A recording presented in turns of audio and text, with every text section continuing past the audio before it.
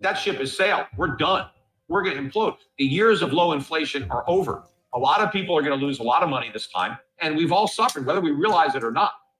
If you look back at the days where the pound really dominated global trade, Britain was an empire. Think about how much influence Britain had all around the world. It's just another country now.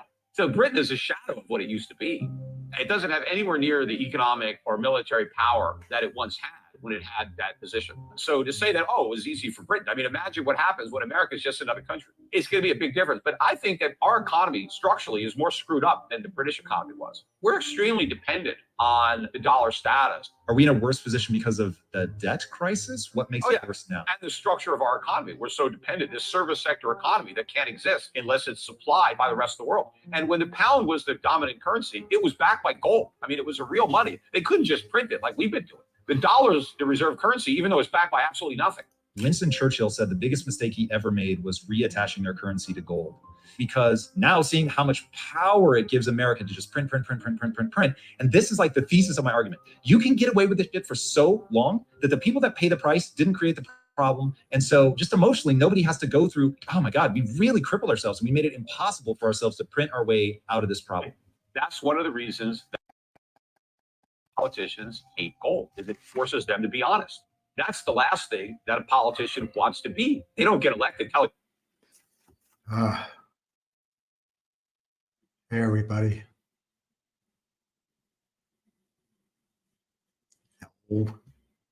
Sheriff Popcorn.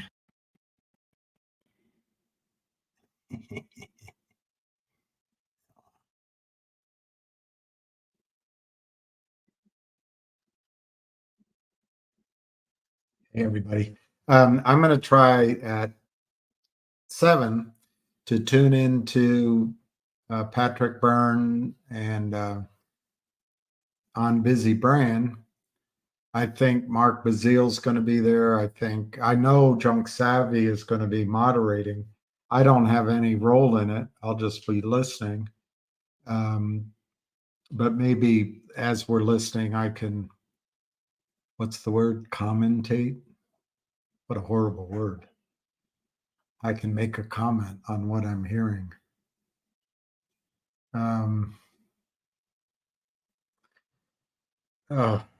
It's been a tough couple of days, but so I haven't spoken with you. I don't know where your consciousness is. I will call your attention to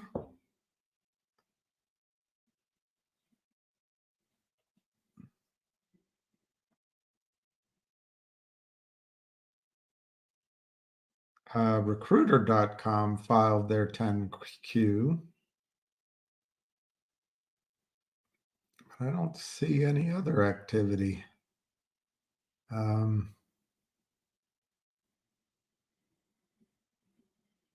Yeah, I don't see. Anyway, recruiter.com filed.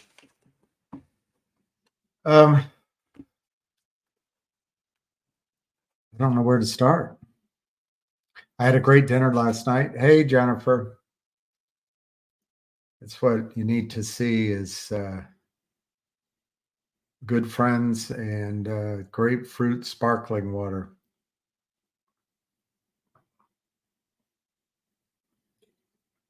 I went to Le Diplomat last night with Flying Bus Driver, I think is his handle. Great guy. And we had a wonderful dinner. He said the community was buying dinner, so I appreciate it from everybody. But, you know, obviously he paid. It was very nice at the Diplomat.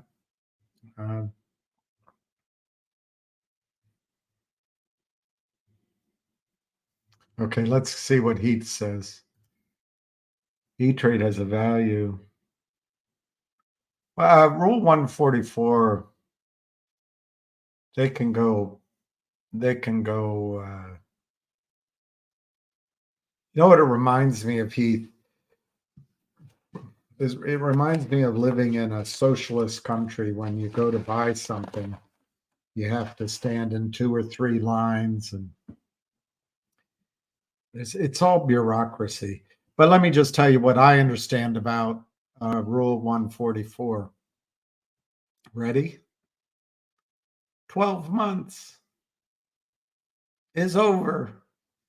12 months is over. We could read about it. I could read about Rule 144 in Gideon's Bible of Federal Securities Laws. We could look it up and see what E-Trade is all about.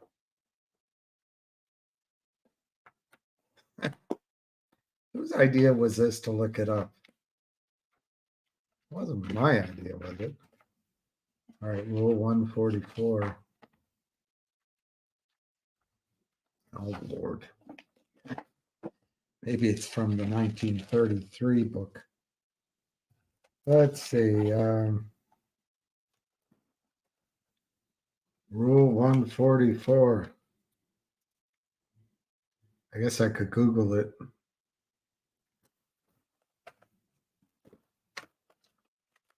No shattering experience for me, sir. Wow. This has a lot of amendments. Rule. Okay, here we go. I can get this rule by number. Should show up. Rule 144 is not here. They have Rule 141, and that goes to Rule 150. Here's Rule 140.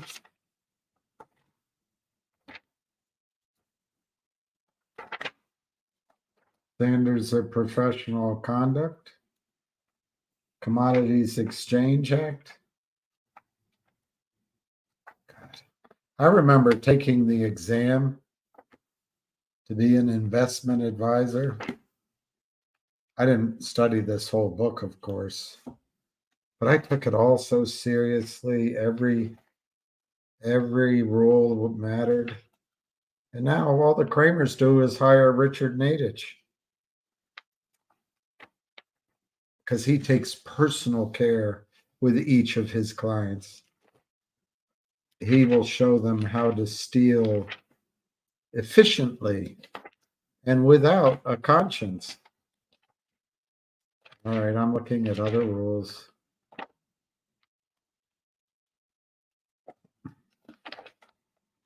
There's no index. You would think there would be an index in something this big, but no.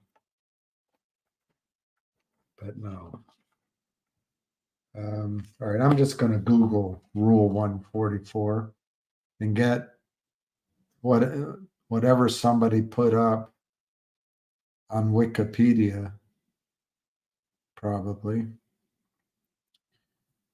All right, Rule 144 of the Securities Act of 1933. This might be 1934. No, this is all of them. This is all of them. Is a safe harbor exemption that allows the public resale of restricted or controlled securities, but only under certain conditions. The rule's purpose is to prevent insider trading. Are you an insider, Heath Roach? Are you an insider? And to ensure that information about the sale of securities is transparent and accurately disclosed to the market, just like Richard Nadich, attorney of law at law, requires his client, Kurt Kramer, to do.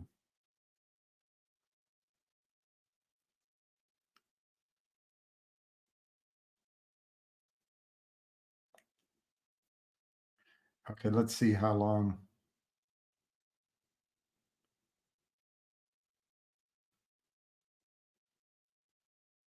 Rule 144 for dummies. That looks like it for me.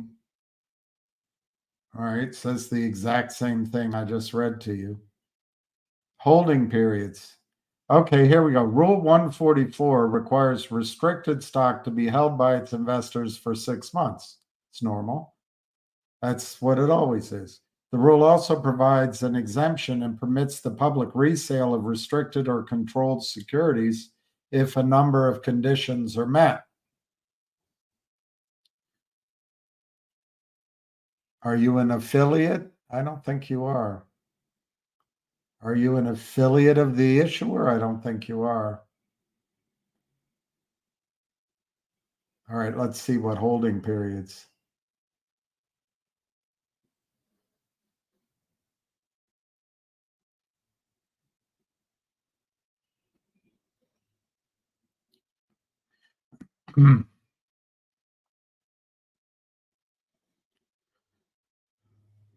Well, I told you, Googling is useless. I believe the period of time is 12 months and then it doesn't apply anymore.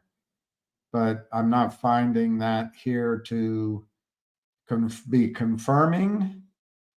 In fact, I'm not finding anything about the term, how long it holds at all.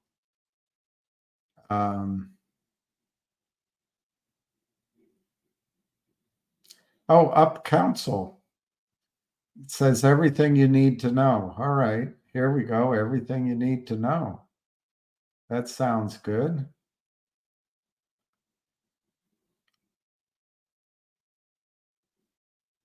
Do you have control securities, Heath? Are you a control person? Are you an underwriter? Why is Rule 144 important?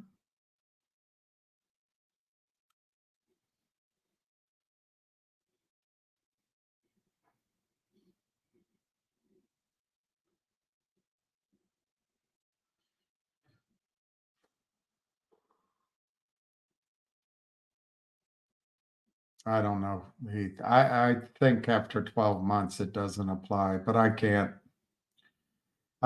confirm my I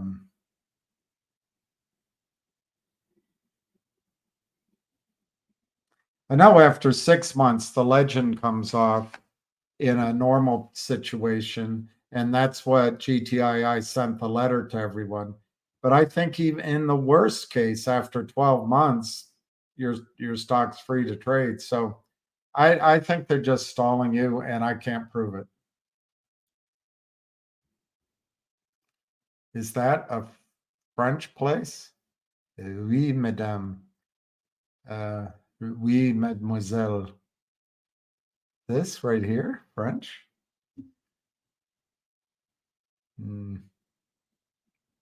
Maybe I studied French, and the French teacher and I went out very briefly. I think she thought I was cute, and then when she found out, she said, "I think you're the single worst student I've ever had."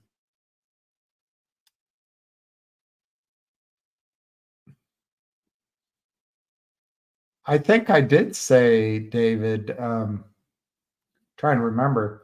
I think it was in regard to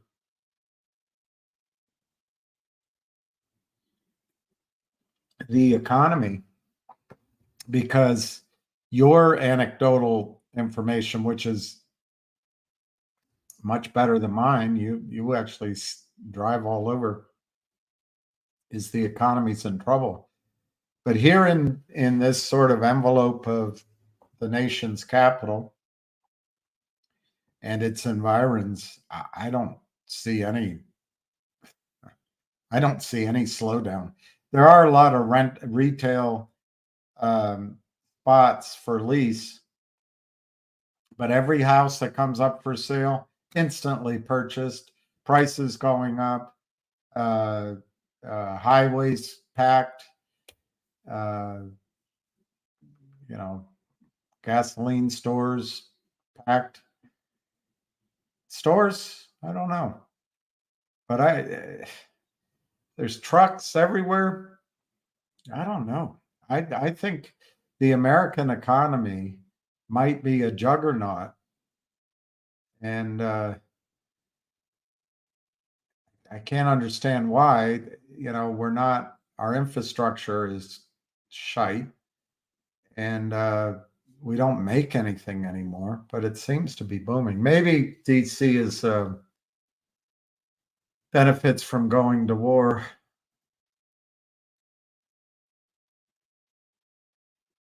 Oh, Sherry. Oh, look at that puppy dog. I think the irresistible parts, other than the whole dog, are the paws, the nose, and the ears. And the whole snout. The whole snout.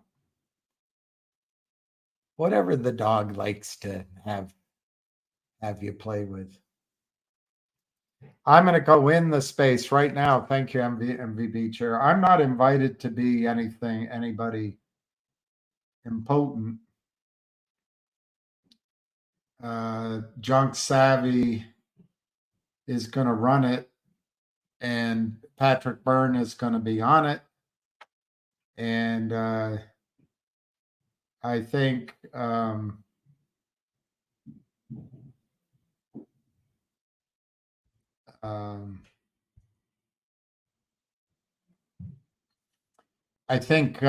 Busy will, try to keep the questions flowing and prevent any bad actions. Kristen Shaughnessy is going to be on it, and Dennis Neal's going to be on it. Both great.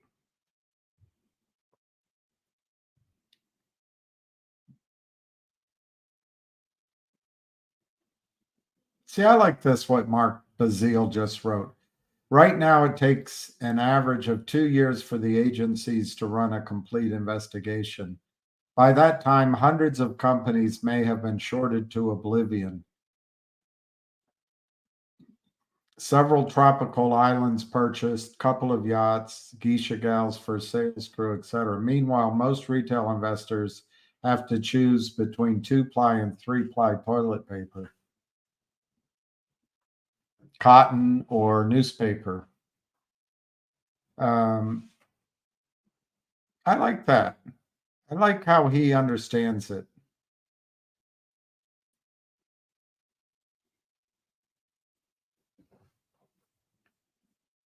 Ham just wrote this morning, hearing the Big Bang is coming tomorrow or Friday. That's the hearings. Pick your own game. You have to be in it to win it. Good luck. I know mine. All right, let's go to, okay, here we go. That's not it. That's not it. Senior living. Oh, that I could tune in. MMTLP.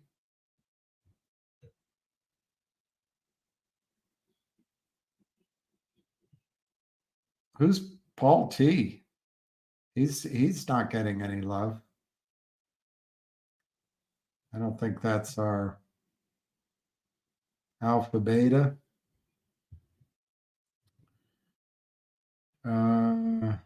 Is this it? This is GME. This is Kevin.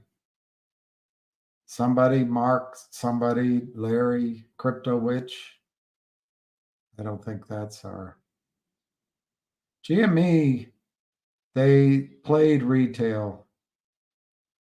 Trump versus Biden debates. That's not it. So where's Busy's? Maybe I have to go to Busy's. Where do I find this thing?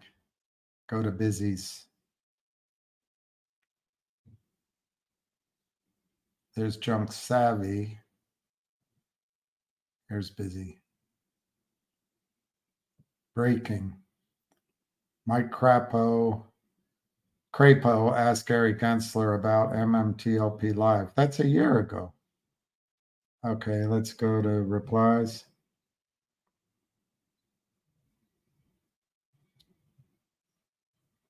I don't know where the link is. That's a gross picture. All right, I'll go to Kristen Shaughnessy's page. She'll have it. She will have it.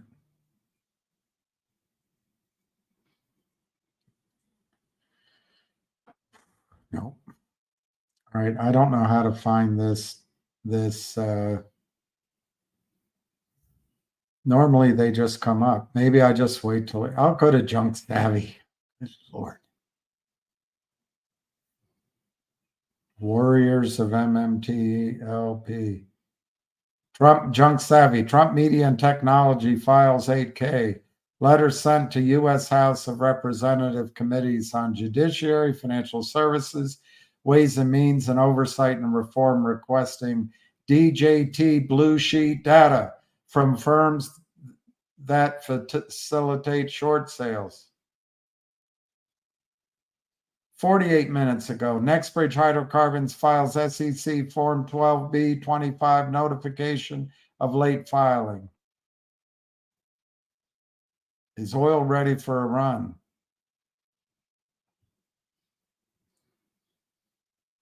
I don't know how to sign into this. I don't know how to sign into it. Hobbs.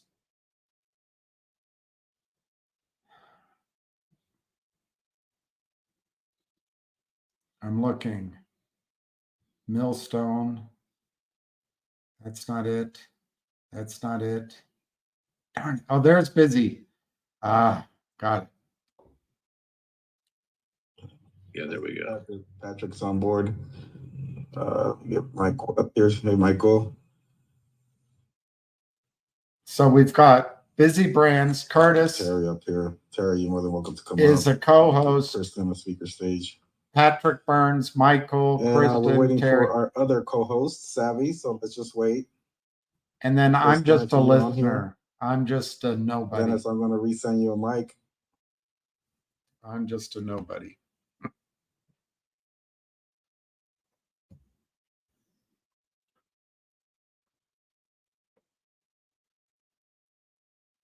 But hey, Hey, Patrick.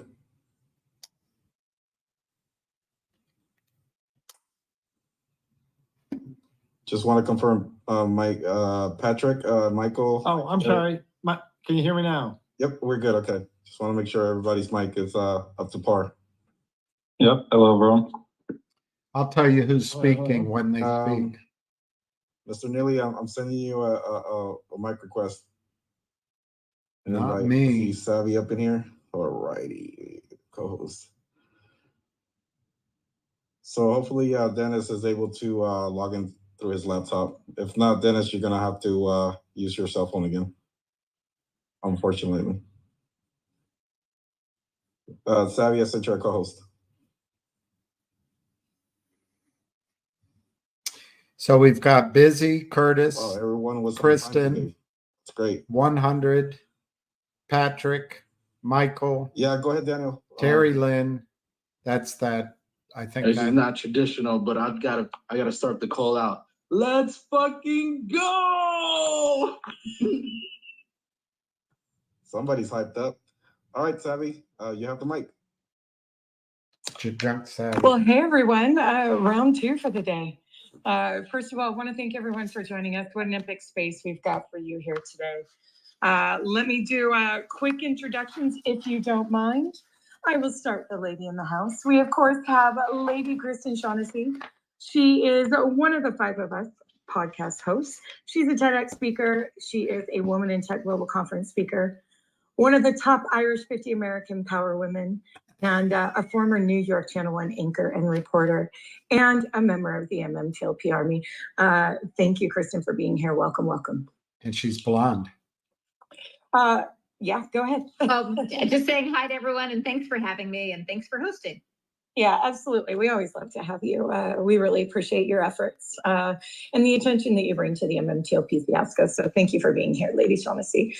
We also, of course, have the What's Bugging Me host podcast on Ricochet, Mr. Dennis Neal. He is a media strategist, crisis advisor, writer, and host, of course, of the podcast What's Bugging Me. He also is former editor at Forbes and writer for the Wall Street Journal, award-winning writer, Mr. Neal. Welcome to the space, Dennis. We're happy to have you here. Get Mike off. There we go. I guess Thanks. it's not good. really Thanks for he. doing this. It's good to see you, talk to you again. John. That's Dennis Neal. Yeah, as always. And of course, guys, this gentleman does not need an introduction, but we're going to attempt a small one anyway. Of course, we have Mr. Patrick Byrne, the OG of the Naked Short War, former CEO of Overstock. You, of course, led the helm of that company from 1999 to 2019. We're very honored to have you here, Mr. Byrne. Thank you for coming. It's great to be on. It's funny coming, everything old is new again. To me, this was a war I fought in my 40s. Now I'm 61 and discovering there's a whole new generation of people who have figured this out. Yeah, absolutely. And we're always excited to hear your insights. So thank you for being here. And of course, we do have Mr. Terry Lynch, CEO of Power Nickel, of course, launching his own investigation and a fight in the Naked Short Wars. So Mr. Nickel, Terry, sorry, Mr. Lynch, welcome to our space. Great to be here. Good to have you tonight. Awesome. Thank you for that. And we do also have Michael GME. Michael, of course, is an associate of Pulte and also a warrior in the fight against market manipulation. So, Michael, thank you very much for being here. Thank you. I'm happy to be here. Also see some other celebs now. So Pecos Beals here. We've got William Ferrand and others. And we may actually have another special guest join us. So we do have a full house. I'm going to turn it back over to our host and co-host, Mr. Curtis of Bleed Blue 18, as well as our host, Busy Brands, for the next phase. Yeah, go ahead, Curtis. You have the mic.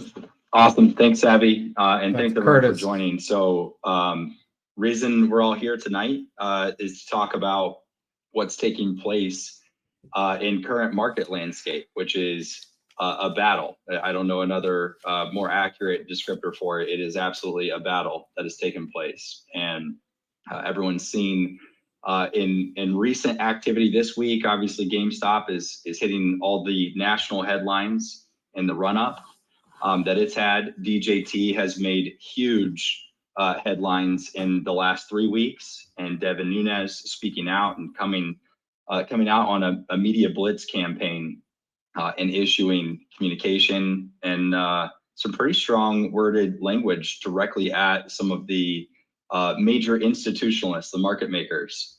So it's been, as Patrick just alluded to, this is not a new war by any means, but I feel like we're in this age of enlightenment where retail investors have probably an all-time high interest in what is going on behind the scenes with market mechanics, with plumbing, why things could get manipulated, and we have some common parties that are coming to light. And with this group that we put together today, seasoned veterans all around, they've experienced it from every angle, covered it from the media standpoint. Patrick has experienced the fight firsthand for decades. So hopefully we have an amazing discussion. But I'd love to have Dennis and Kristen as our resident journalists who have been so gracious in covering not just with the MMTLP community and the short fiasco that we've dealt with here, but covered more broad topics. I'd love for each of you to facilitate the questions,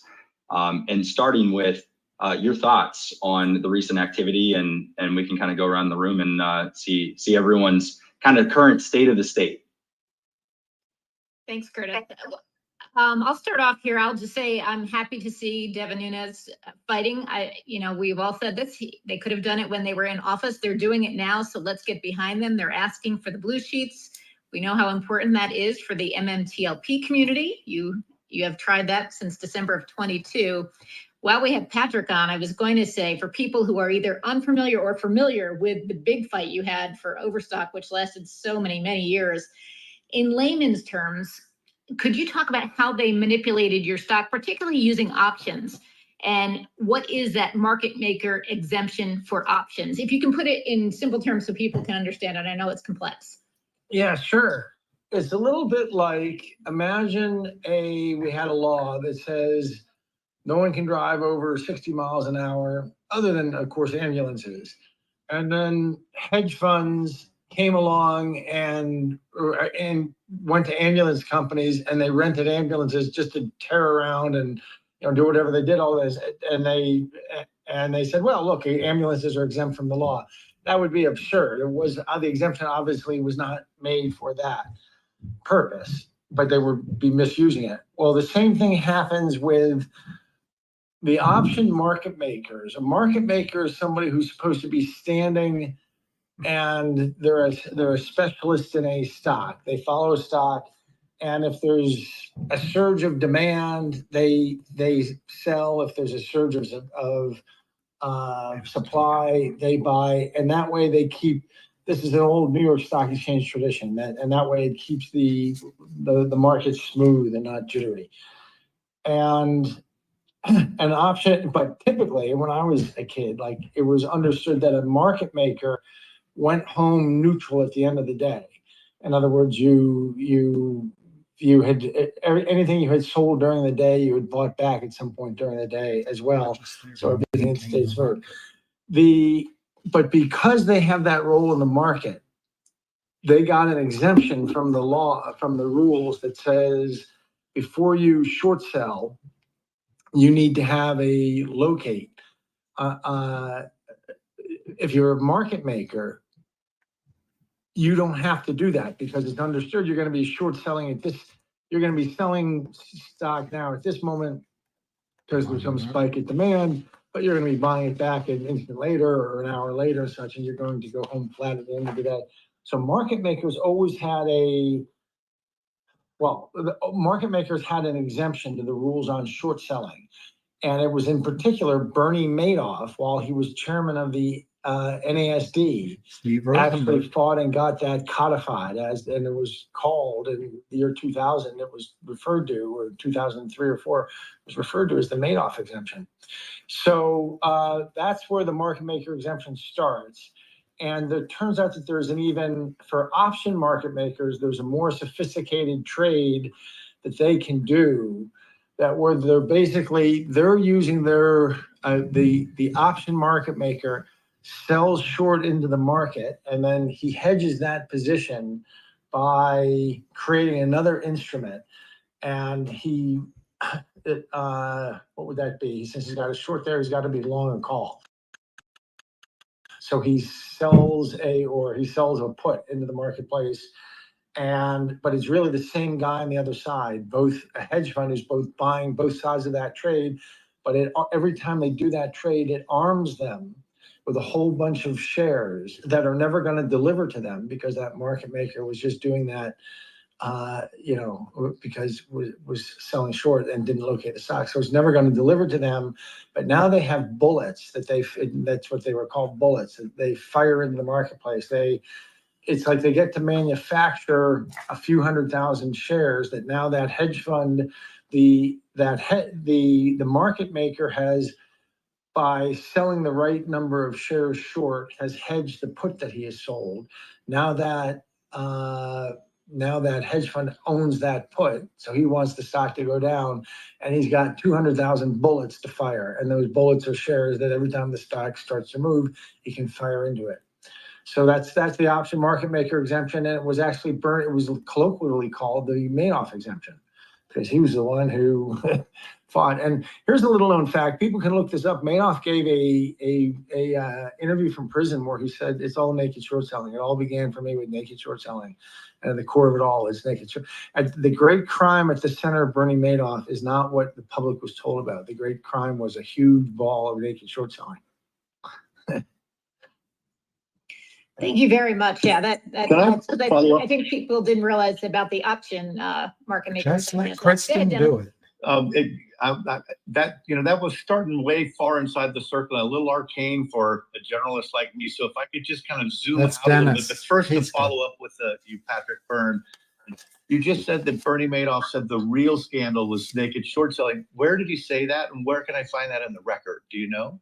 He said that in an interview from prison, after he was in prison, and you would just have to Google that saying. I probably wrote about it at Deep Capture. It's probably noted on Deep Capture that when he his first interview from prison, he said it was all really okay. And then just to kind of zoom out to recent events here, this the roaring kitty putting that sit up tweet, and then suddenly GameStop surging and AMC surging. Now GameStop, I saw something saying there's 1.5 billion loan shares, and this is something like 10 times or 15 times the 300 million shares outstanding in the company. Is that alone prima facie evidence of naked short selling of counterfeit shares that don't really exist? I would say yes. I would say yes. Although the apologist for the practice could conceivably construct some chain of events that, such The as, well, apologist. market makers doing what I just said, over and over, they would be creating billions of, ultimately billions of shares that would not settle. It's hard to think of any legitimate explanation for that, for something like that. We're having 5 times as many shares as the shares outstanding in the market. Yeah, you have 15 times as many. Okay, another question. I was a financial journalist for many years, Wall Street Journal, Forbes, CNBC, Fox Business. And I always kind of took a free market approach, and I thought, well, by golly, that's short selling. They can't shake up a company that doesn't deserve to get shook. And that, yeah, it's just stock trading. It doesn't have to affect a business. I've since come around to think that no, fledgling startups, on wild, volatile markets, they can be hurt, their actual business, by the rampant shorting of their stock. Can you tell me why that is, and whether I'm right about that change in opinion? You absolutely are correct. It's a little bit like, we go through high school and we learn physics classes, Newtonian physics. Then you get to college and you start learning about quantum physics, and you realize that really one set of rules holds for a world that's made up of baseballs and billiard balls and objects like that. When you start talking about very, very big objects like a planet, or tiny, tiny things like an atom, different rules hold. And efficient market hypothesis would hold that no amount of shorting actually affects the price of the underlying instrument. Believing otherwise is believing that, okay, if you're at a horse track and there's a bunch of guys up in the betting parlor, that somehow their betting can affect the outcome of which horse wins down below on the track. That'd be kind of a ridiculous thing to believe. That's what it looks like to finance experts.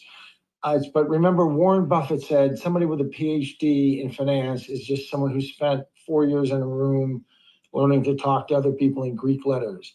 They don't understand that in certain scenarios,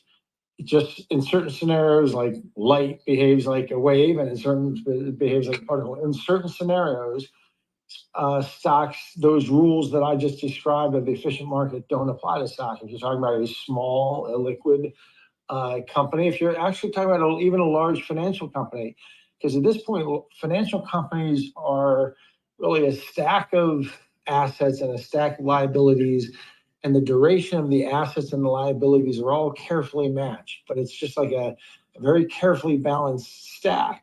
Well, if someone can come in and naked short the stock of a financial company, as they did in 2008, that's like going to a stack of plates and dishes and that are all, and saucers that are all stacked up, and going in and giving it a really sharp wrap. If you give it at the right point a sharp wrap, you can make it all tumble down. So Patrick, I would love to work with you sometime, because I work with people in writing, et cetera. And you're so great at similes and metaphors that you just strung off about 5 or 6 of them in a row.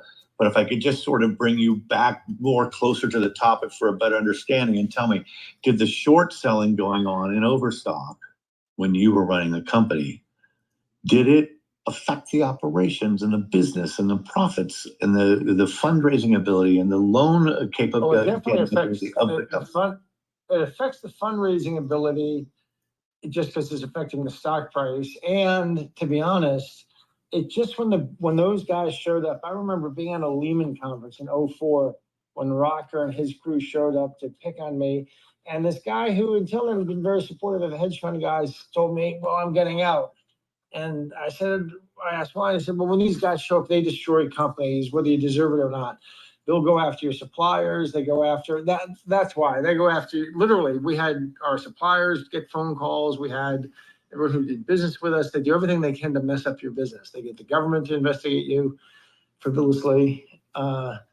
So yeah, these bear raids, the naked short selling is just one of the instrument, and the other aspects of the bear raid definitely can affect the operations of the company. Yes. Okay, good. Kristen, you want to? Yeah, I'm interested. We have Terry Lynch on too. He's the CEO of Power Nickel, and I'm wondering, Patrick, if you have advice for him. He has been the Northern Mining Group has been fighting counterfeit shares for years now, and they've alerted the regulators. They've done all the things that you tried to do. You know, I know that you had at one point gone to the DOJ. What would you say to him? And also, as a CEO, Terry is very active. He speaks out, and so were you. Should he be concerned? Were you ever threatened? Well, Terry, God bless you. You're doing God's work. I certainly was threatened. It's just kind of amazing that the whole establishment is geared towards protecting the people doing this and not the companies that are having it done to them. And so going and complaining to the establishment, you know, for 20 years of watching this, I haven't seen that actually do any benefit. These guys at the SEC, they don't know that who's going to hire them when they leave the SEC. It's the lawyers of the prime brokers. And they can't blow the whistle on this. They can't stop this. Or there are those cushy jobs waiting for you. So the regulators just aren't going to help. Yeah. And you had, you know, Ham Short Killer has educated a lot of people about the fraud and the market manipulation happening in recent years. He's been active, obviously, since, you know, for over almost a quarter of a century. 24. But in 2006, you had a guy, I think in your camp, a gentleman who was maybe concerned about his safety, and he used to go by the name Easter Bunny. Can you talk about him? Yeah, well, how I got into this whole thing was I got a phone call from somebody, called my assistant, and my assistant said, "You really should listen to this guy. He sounds crazy. He says he's on the run from the mafia, and he's on a bus in South America, and he's calling from a payphone." So I took this phone call, and I listened to him for an hour, and he was laying out all this stuff about stock settlement and option market maker exemption, all this stuff. And I could tell, but he sounded crazy because he was telling me that he was living like bus ride to bus ride through Central America and calling me from payphones. But he said at the end of this hour, he said, "I could tell you're not believing me. So I'm going to make 4 predictions. And when these come true, you get in touch with me." And he made these prediction. One is you're going to hear from this set of 5 journalists. They're going to call you and do hatchet jobs because they really work for such and such a hedge fund. You're going to find your stock trading on multiple foreign exchanges. You're going to become the object of a federal investigation. And you're going to find yourself in a couple months, they're going to start publishing a list called the Reg Show Threshold List, and you will find yourself on it. And sure enough, over the next week, those 5 journalists all called me. I found myself over the next month trading on all these foreign exchanges. We got an FTC investigation started against us that was meaningless and frivolous and went nowhere, but cost $2 million in 2 years. And in 2 months, when they started publishing the Reg Show Threshold List, there were 7,000 U.S. public companies, and there were 30 on the list, and we were on the list. So when a guy can make 4 wild predictions like that, I was going through my trash trying to find the script of the Easter Bunny and how to get in contact with him. But yeah, he used the name Easter Bunny because he knew he was going to be sued. Once I got after it with Goldman Sachs and stuff, he knew that they were going to countersue and they were going to name him, and he wanted to make them have to name the Easter Bunny. So I never knew who his real name was. And there's a lot of that. Yeah, there's a countersuit where the Easter Bunny was named by David Rocker and those guys. Right. Now, this, regarding the foreign exchanges, and we've talked on my podcast, what's bugging me about how once shorted shares are moved to an offshore account, FINRA stops counting it as being sold short, doesn't track it at all. How big of a component do you think foreign holding of shorts to hide the numbers and the volume, how big of a problem is it? Does it go on very much? And how is it addressable? How can one stop it? I think it is significant. It's one of the standard ways to hide your failure, to your failed trades. And you do it offshore. You say, well, I got my locate from someone on my broker on the Stuttgart exchange, and you know how those Germans get behind in their paperwork. So I've got to locate you. Anyway, so the international component of this is I think it's very big because it's very attractive because they can roll huge amounts of failed trades into the offshore system, just like they can into are you familiar with the X clearing system? Go ahead. Not much, but go ahead. What two brokers, if Goldman has a big failed trade to JP Morgan, one thing they can do is turn it into a private contract between them. And it's called the X clearing. They are taking a trade X clearing, and it's external to the clearing system. And so then it just gets turned into what's effectively a contract for difference between two banks, and it gets turned into a derivative. So that's another place they can just create failures. It failed to deliver, sell and affect the price, failed to deliver, and then just end up rolling it out of the system so you can't trace it. On that note, if I can jump in, South Korea, Thailand, China, they're all cracking down on counterfeit shares. Your thoughts on whether somebody will actually get to those regulators, or will they be able to do that and call out the people who are doing the illegal shorting? And also, just on top of that, I want to talk about one of the interviews that you did. You talked about going to China and explaining how naked shorting worked and they understood it very quickly. So first, if you can talk about the other countries who are now acting, and also just that trip to China, and they recognized the problem. They said it's not going to be a problem here. Yeah, that was a funny story. Well, let me tell that story first. It was actually the Chinese reached out to me and said, when I was in the middle of my fight, and said, would you meet us at the embassy? We're sending over an economist to meet with you and to hear your thoughts. And I got permission and I went and met with her. And I mean, I wasn't going to give away any secrets of the US, but I just stuck to the things that I had been saying publicly. And of course, they sent this very, very attractive female economist, as the Chinese are wont to do. But anyway, so we spent a day talking, and I explained to her all these things that you folks in this movement know about what was going on.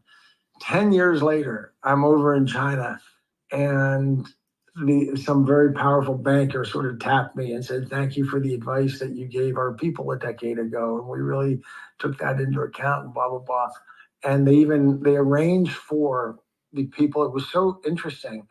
They arranged for the people in China who oversee the settlement system, who live in Beijing. They don't live in Shanghai, which is where their Wall Street is. They live away from Wall Street, and they have a special code. They're not supposed to meet with any foreigners. They're like nuclear scientists. They're not, but this banker made this special arrangement. So this group of them would come down and meet me. And there was, of course, a secret policeman or two in the group, but we all sat together, about 8 of them and myself. And I asked them, I wanted to know, had they listened to my advice from a decade earlier? And I asked them, and they so what do you do when somebody fails a trade? Do you handle it this way, that way? They said, oh, Mr. Byrne, there are no failed trades in China. I say, yeah, but I mean, obviously that's party line, but of course there's occasionally failed trades, or these hedge funds do this. So what do you do? They said, no, Mr. Byrne, there's no failed trades in China. And I said, yeah, but obviously you got Ken Griffith and Citadel here. You must have this going on. So just tell me what you do. What you say? And the guy stops. He took his glasses off. He says, Mr. Byrne, you're not listening to me. There are no failed trades in the Chinese capital market. Meaning if somebody acts over there, like these hedge funds, have made the center of their business model over here. If somebody does that in China, they get a bullet in the back of their head. They responded exactly like the SEC should have responded. Like you wish no one's allowed to do this. When I was a kid, no one was allowed to do this. It was like a reputational thing. If somebody continuously failed their trades, it was, that people, it was considered scummy. People wouldn't do business with someone like that. But now it's just a business model for hedge funds. Yeah, I mean, that story it has stayed with me since I saw it. What do you think? I mean, do you think they can get to regulators in South Korea and Thailand who are putting up these new systems to detect illegal shorting? And they say, I mean, right now they're only issuing fines, and we know that doesn't really work, obviously. So what are your thoughts on, will they be able to be successful in a way that the United States has not cared to be? I think so, because they have the US as a cautionary tale. I mean, our system is so bad. People used to look up to the US capital market as the best in the world. People in Asia now know, they see how horrible it is. They see how, and naked short selling is one of the first things they mention. So it's just not, so I think that we serve as a cautionary tale to those countries, and they're taking this much more, what I learned is when there's corruption like this, it feeds a lot of mouths. There's a lot of mouths already supping from it. And so when you go to try to get it fixed, boy, there's a lot of people come out of the woodwork to stop you. And that maybe they really haven't gotten so entrenched in the Thai capital markets. And So- if they're successful, sorry, Dennis, just one follow-up. If they're successful, how will that impact the market makers here who have, as Dennis was talking about, moved all those shares offshore? Will that impact how they operate, obviously worldwide, but also here? I don't know. I think that the main advantage of the people who are moving that stuff, what it does is provides a smokescreen. Their movement of that stuff offshore, they're claiming that they have the failed trades get located offshore, but they're not really located anywhere. There's no stock that was ever borrowed. That's what it turns out, by the way, why they get you listed on all these foreign exchanges isn't so that you actually trade on those foreign exchanges. People listed Overstock, and they would look, and Overstock would trade 1,000 shares a year on the Bavarian exchange, but someone went to all the trouble to get it listed there. And the reason is so they can then short sell in the US and say, when they're asked, where did you get your locate? They say, well, I located the way I got it on the Stuttgart exchange. So it really just provides that cover. It's not that there's actually any trading that goes on there as a result. Bed Bath & Beyond was listed on the Austria exchange like a few months right before bankruptcy. And right after that, they had 1,000 or 1 billion shares traded just in one day, which is more than the whole shares outstanding. Oh, were the shares traded in Austria or traded in the US? That was in the US, but it was weird that right before bankruptcy, it just like suddenly was listed in Austria. And then all of a sudden this wave of fails to deliver just like came in, just like hundreds of millions per day. Well, think of how much money somebody siphoned off. If they sold 1 billion shares at an average of $5 as that went down, who knows what? That's, well, let's say it's even $2. It's $2 billion. Someone drained out of the system. There is no free lunch. That's coming out of all the market participants in the street. Such a horrifying thought. Right. So you were battling naked short selling back in 2019. Ham short killer has been battling it for 20 years, I think it is. And now we've got DJT and Nunes coming forward. We've got the GameStop spotlight. What will it take to get Congress or the SEC to do something about it, to investigate the extent of nakedness, to do something about overseas hiding? Is there nothing that can be done? I think that Nunes is the most promising development in 20 years because, look, if he can't get it done in Congress, I can't get it done. So it's Nunes. But the real thing is if Donald Trump gets elected, and listen, I'm not, as people know, I didn't vote for Trump, but I've come to, anyway, I'm not here to sell Donald Trump. But if Donald Trump's elected, it's not out of the question that people are going to listen to my voice a little bit more on some things. And that's one of the things that I would address first. And that can be addressed so easily. That can be fixed in a week.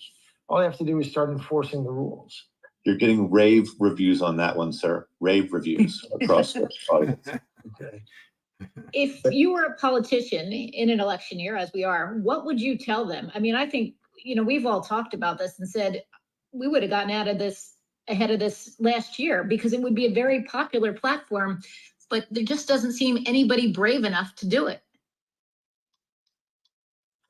Gosh, I don't know if you go on Deep Capture and you look for an article called The Story of Deep Capture, it walked through in 55 you gotta be a masochist to ever read it, but it's a Columbia Journalism Review wrote the whole story of my fight. And what it turns out is, you know, like I'd be going in and seeing a senator and making time with the senator, thinking I was getting somewhere, but nothing would change.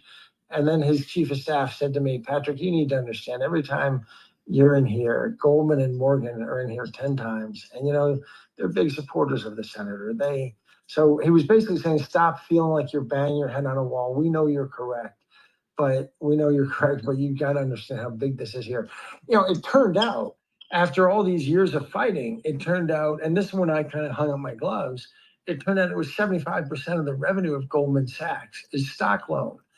And stock loan has no expense associated with it. It's a little room with a card table and Tony, Louie, Vinny, and Frankie sitting at the card table. So there's no expense. If it's 75% of the revenue of Goldman Sachs, it's 150% of the profit of Goldman Sachs. Meaning Goldman Sachs is a stock loan desk with the name of a bank on the door. That's what that's as of 2007. That's what everything showed. And I doubt it's any different. So it's really all the Wall Street businesses, all the great Wall Street businesses are gone. All the businesses that were around when I was a kid, they're all gone. They don't make any, you know, M&A makes some money and IPOs make some money. But at the end, you know, people used to pay 30 cents a share to trade stock, and then 10 cents, and then a penny, and now it's thousands of cents. Those agency businesses are gone. The only business that has any value anymore is being the guy on Wall Street who gives the stock locates so people can short sell. And if you're willing to step outside the line, you let your hedge funds make extra money, they kick back some of that to you, the prime broker. That's why 75% of the revenue of Goldman Sachs is in just the business of lending stock, which supports the whole naked shorting thing. So given that, I mean, they pay off. Think of the river of money that represents for Wall Street. They've paid everyone off. They've paid their law firm. It's all to protect that river, the river that comes from stock loan and naked short selling. I assume people here understand how that all goes together. When you say lending stock, is lending stock 100% of the time used for shorting, or are there other uses for lending stock? Well, you lend stock stock is used as collateral and it's hypothecated in different ways. But no, it's primarily short selling. Short selling. Stock is loaned to support short selling, but the person who's doing the short selling doesn't actually have to borrow the stock. He just needs to have a reasonable good faith belief that he's relevant. Within 3 days or something, I think, right? Right. Which you can just stretch the truth. Well, I just thought I was wrong, but I thought. Yeah, it's hard to ever prove. What we eventually learned straight from the DOJ is even though they did it 65,000 times in a row, Mr. Byrne, we can't say that they did it on purpose, because each time they can say that they thought they had a good faith. So it's kind of, and then we tried to get the rules changed so the language was not so loosey-goosey. And who shows up on the other side? Goldman and Morgan and everybody to keep the rules from being changed. So they're the ones who wanted it to be fuzzy. To the uninitiated, it seems to me that there's a conflict of interest in that. Let's say I have stocks I hold in my account at Fidelity, and then Fidelity is making money by loaning out stock to hedge funds to try to batter the price of stocks that I happen to hold. And so it feels to me like Fidelity is guilty of some conflict of interest when it should be protecting me from others who are trying to reduce the value of my holdings. Is this view naive? No, that's not naive. That's true. And you could argue that they're violating their fiduciary duty to you. Here's a more direct way. When they loan out your stock to short sellers, those short sellers are paying them a rebate. That rebate they receive that above and beyond their management fee. It doesn't go back into your pocket. It goes into their pocket above and beyond them. So they're loaning your property out and they're collecting the fee for having loaned it out. And by loaning your property to somebody who is using it to hurt your economic interest, and he's willing to pay something, a rebate, back to Fidelity to do it. And so that's goosing their earning. Doesn't seem very, I've always thought that it was right for a class action suit for all the people who don't know that They're just too big.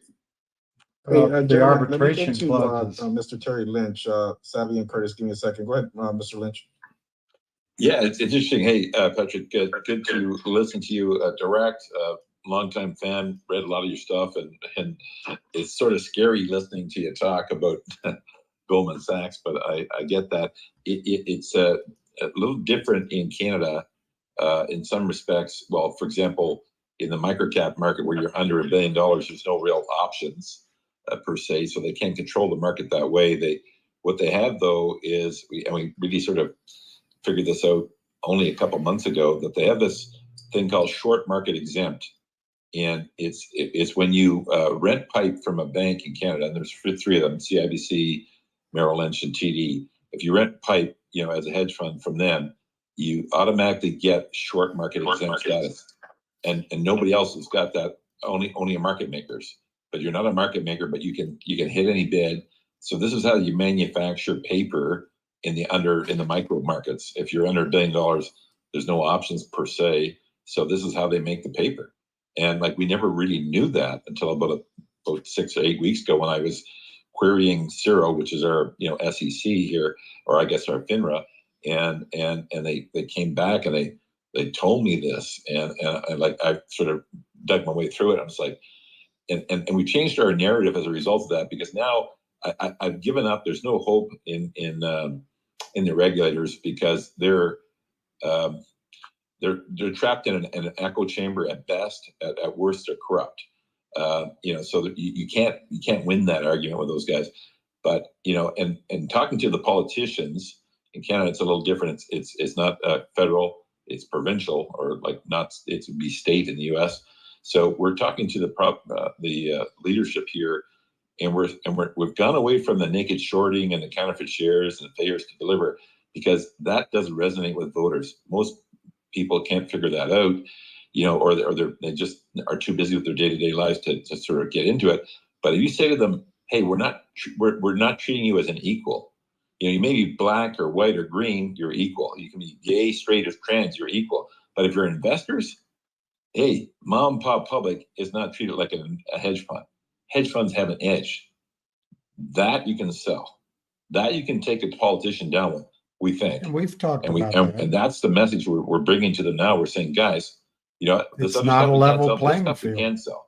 We will take you down. We will get you unelected unless you make the change. In our country, the short market exempt is the head of the snake. It needs to be cut off. If you stop that, you stop the supply. It's like a drug dealer. You cut the supply off, eventually the addicts will get healthy, But if you don't cut the supply off, you're done. So for us, that's what we're focusing on here. And we'll see. We've had some pretty high level conversations in the last, couple of weeks, and more coming, and we'll see how it goes. But I mean, it's distressing, to say the least, that capitalism can't be allowed to flourish in our countries. It's crazy. Yeah, economists have a term called dispersed cost, concentrated benefits.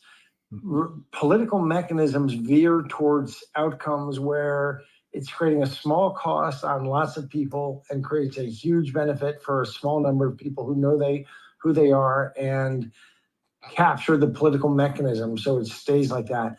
And in this case, this system we're describing costs the average retail investor, a few $100s a year in suppressed stock prices, but it's creating a benefit that's, this huge river of cash that feeds the financial elite. And like I say, it's 75% of the revenue of Goldman Sachs. So it's a concentrated benefit from most people who pay the cost. Don't know that they're paying the cost. 98% of the people in the market don't know they're paying such a cost. And yet the people who are getting the benefit of it know very well that the current regulatory regime benefits them. And they spend a lot of time in Washington, capturing Washington and making sure it keeps things as they are. Wouldn't it be a lot more than $300, a few $100s per person, just because, we don't even know what the opportunity cost of if people's securities actually worked. Like it seems like you know, they have it set up where they get to steal all the votes from everyone's 401ks and stack the boards, and then they don't even beat inflation with the returns that they give. And so really we should be getting a lot more returns. I mean, if over the years that could be like huge percentages of someone's savings are then taken, not to mention the other ways, you know, how that money is used in the company and which companies. I mean, most people don't even have any idea what companies they're invested in. They just trust that a money manager is doing it. Like I know someone who's a really hard worker, and I was helping them go through their account, and literally they had all these mutual funds that were commercial real estate. And I was like, out of all the things you could possibly have right now, your money manager loaded you up with the most toxic assets. And so I think, yeah. So I just think that the opportunity cost that is huge, but people can't really fathom that cost. They feel good because they're working hard and they're putting money in their retirement. They're like, oh, I'm working hard. I have a job where they'll match it or whatever. But really, they're just the ones getting stuck with the toxic assets. And over the course of everything, I don't know that they'll, 10 years from now, I don't know that they'll really beat inflation. Yeah. It's a funny industry that, and you're right, the opportunity cost for society of the corporations that get muffled and people always say, well, the journalistic folks say, well, why can't they make money? And my answer is, why can't they settle the shares? Why can't you settle the trades? We have no idea what entrepreneurship would look like in an environment where people could not make it short. It could be that we have far more companies going bankrupt and millions of jobs being lost because companies can be suffocated like this. Let me ask the both of you, if I may, because it's clear that trying to crack down on naked short selling is not a priority for FINRA or the SEC. Congress isn't taking it up because the Financial Services Committee is dominated by Wall Street contributions. So are there other ways to kick the shorts right in the shorts? So do you think that it is possible with meme investing? I mean, Roaring Kitty, one tweet was sitting up in a chair and then a few little videos that didn't say a word. It, sets off this 75% one-day increase in GameStop shares, a quadrupling of shares in AMC. You've got the former SEC chief, what is his name, Jay Clayton, telling Becky Quick on Squawk Box that Roaring Kitty may be, committing market manipulation without uttering a word. Is it possible really to make a stock rise like they did? And is that a way to screw the shorts? Because I've also heard digital dividends might be another way to do that. What do you think? Patrick first. Well, I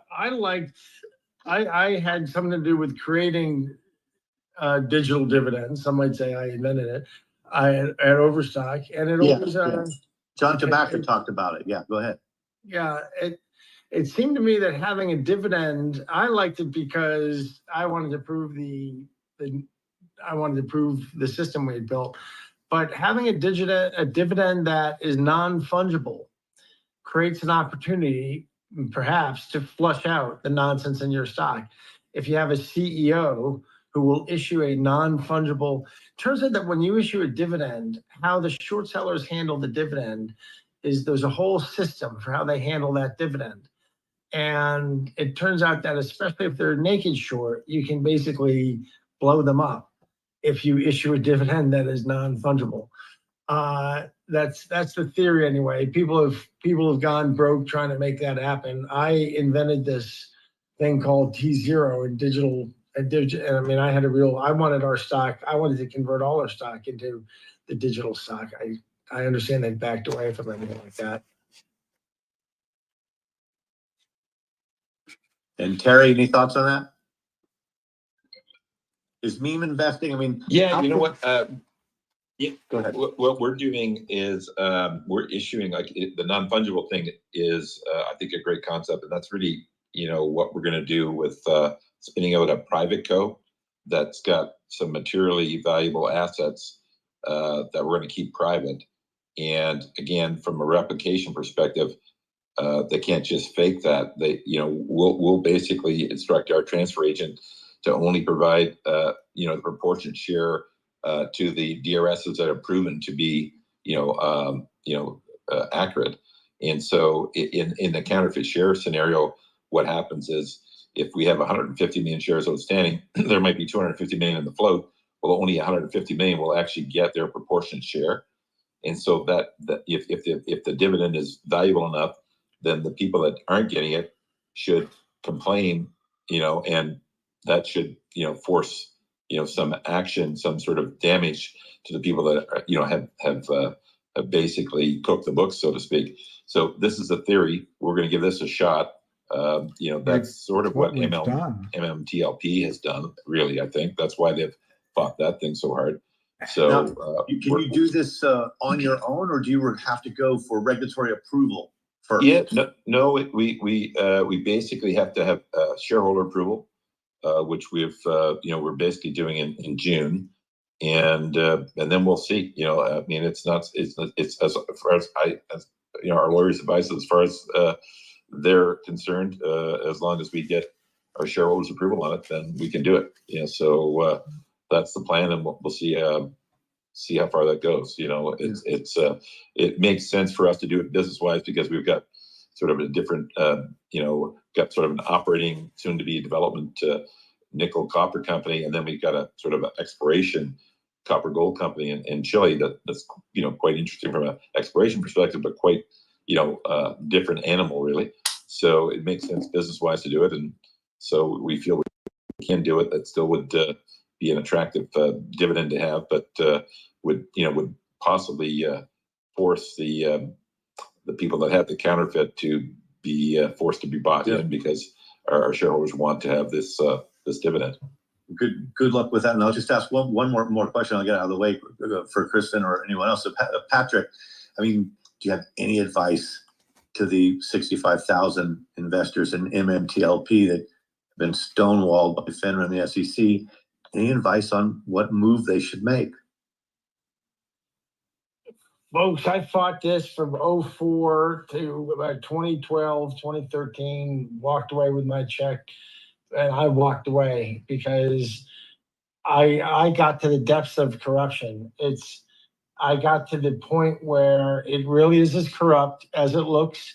It's purely lawyers at the SEC who are, well, not everyone at the SEC is corrupt. There are people trying to do their job, but there are people who know that if they pursue this stuff, there are not jobs waiting. If they're good boys and regulate nicely and look the other way on this, there are $1 million jobs waiting for them when they're 45 years old and leave the SEC. And if they don't do that, if they take up the cudgel on issues like this, then they're kissing those job opportunities away. So I'm sorry to say, I don't think there's any way to get there from the retail investing side other than just keeping the heat on. I mean, they stonewalled us for years. We had all the data. We had everything you would think to win any argument. And it just turns out even when you can prove everything and prove all the arguments, they just don't care because that's not the side their bread is buttered on. And like you said, maybe the one big difference this time might be DJT and Trump. Who knows? Okay. Yeah, and Nunes sure has contacts in Congress. He could make a significant difference now that he's involved in this issue. Yeah, I want to go back to Curtis, and then we're going to go to Savvy. But Michael, I know that you're muted. Did you want to chime in for a second before we play the conversation with Curtis? Yeah, I was just going to add, as far as the GameStop, I think that is going to help. I think it's the mainstream narrative that the stock is running because of Roaring Kitty. It actually started running, a couple weeks before Roaring Kitty, and that's because it's not that Ryan Cohn has been sitting on his hands for the last 3.5 years. He's been preparing something really big. I mean, we saw him post about meeting with the president of Argentina, who Elon Musk also met with privately. And so a lot of people speculated that the X store is ready to happen. And so I think it's that. But the mainstream media, since they, that I call it the global financial cartel is all connected. They use that to spin a narrative that's like, oh, this isn't going to last. and whatnot. But I think the real news is about ready to come out. I think that what needs to happen though for it to be exposed, for that to actually liquidate the bad actors, is that we have to change the auditors. I've noticed that Virtu Financial, Citadel, JP Morgan, even FTX, right, where a lot of the locates are used, who's actually associated with Goldman Sachs and all that. There's all these like little companies like Enigma Securities that's actually attached to Epstein and everything. All of that is actually connected to PricewaterhouseCoopers. And, Virtu Financial in specific, their CFO was a high-ranking PwC auditor. And so it's not a coincidence that they have their CFO who gets to curate all their information, all their data that gets analyzed by the auditors, and he gets to give them the exact sample that will make it look the best as possible. And so that you can actually see people that used to work at PwC now work at Virtu and vice versa. And so I think if we made a big push for Virtu to actually get audited by a real auditor, that they would find out that, how many assets that are sold, not yet repurchased, that they've marked down way below their actual value to what they claim is fair market value, that it would show that the whole model of market making just doesn't even work. And that the only way it works is because they seller box certain companies. They all collude to just kill a few companies and take all the money. It's not just meme stocks, right? Just because AMC is 9,000 times more likely to have a failure to deliver than Apple or Nvidia. It's also any company they just think is ripe for the picking, like you have First Republic Bank, right? They stole $50 billion, of value out of that company before it was even announced that they was going into conservatorship. So I think that we could start there with auditing the people like Virtu, and that would probably just be the catalyst. Mr. Byrne, did you want to respond to Michael? Did I? No, I thought that was a good response, actually. Okay, go ahead, Curtis. Yeah, I totally co-sign on the focal point on the auditors as well. So Patrick, you mentioned Devin Nunes having potentially the game-changing shift with the attention that he's brought. I don't want to be, I'd be remiss if I didn't bring up the filing today in a follow-up letter that he penned to Chairman Jim Jordan, Patrick McHenry, Jason Smith, and James Comer, each sitting in respective chairman positions in House Financial Services Committee, Judiciary Committee, Ways and Means, and Oversight. And most of those individuals haven't shown any level of reluctance to conducting hearings.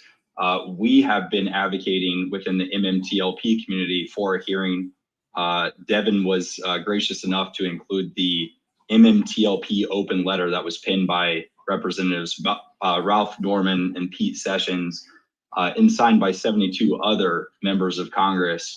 So we've received a lot of traction, and Devin included that within a filing within the last 2 weeks.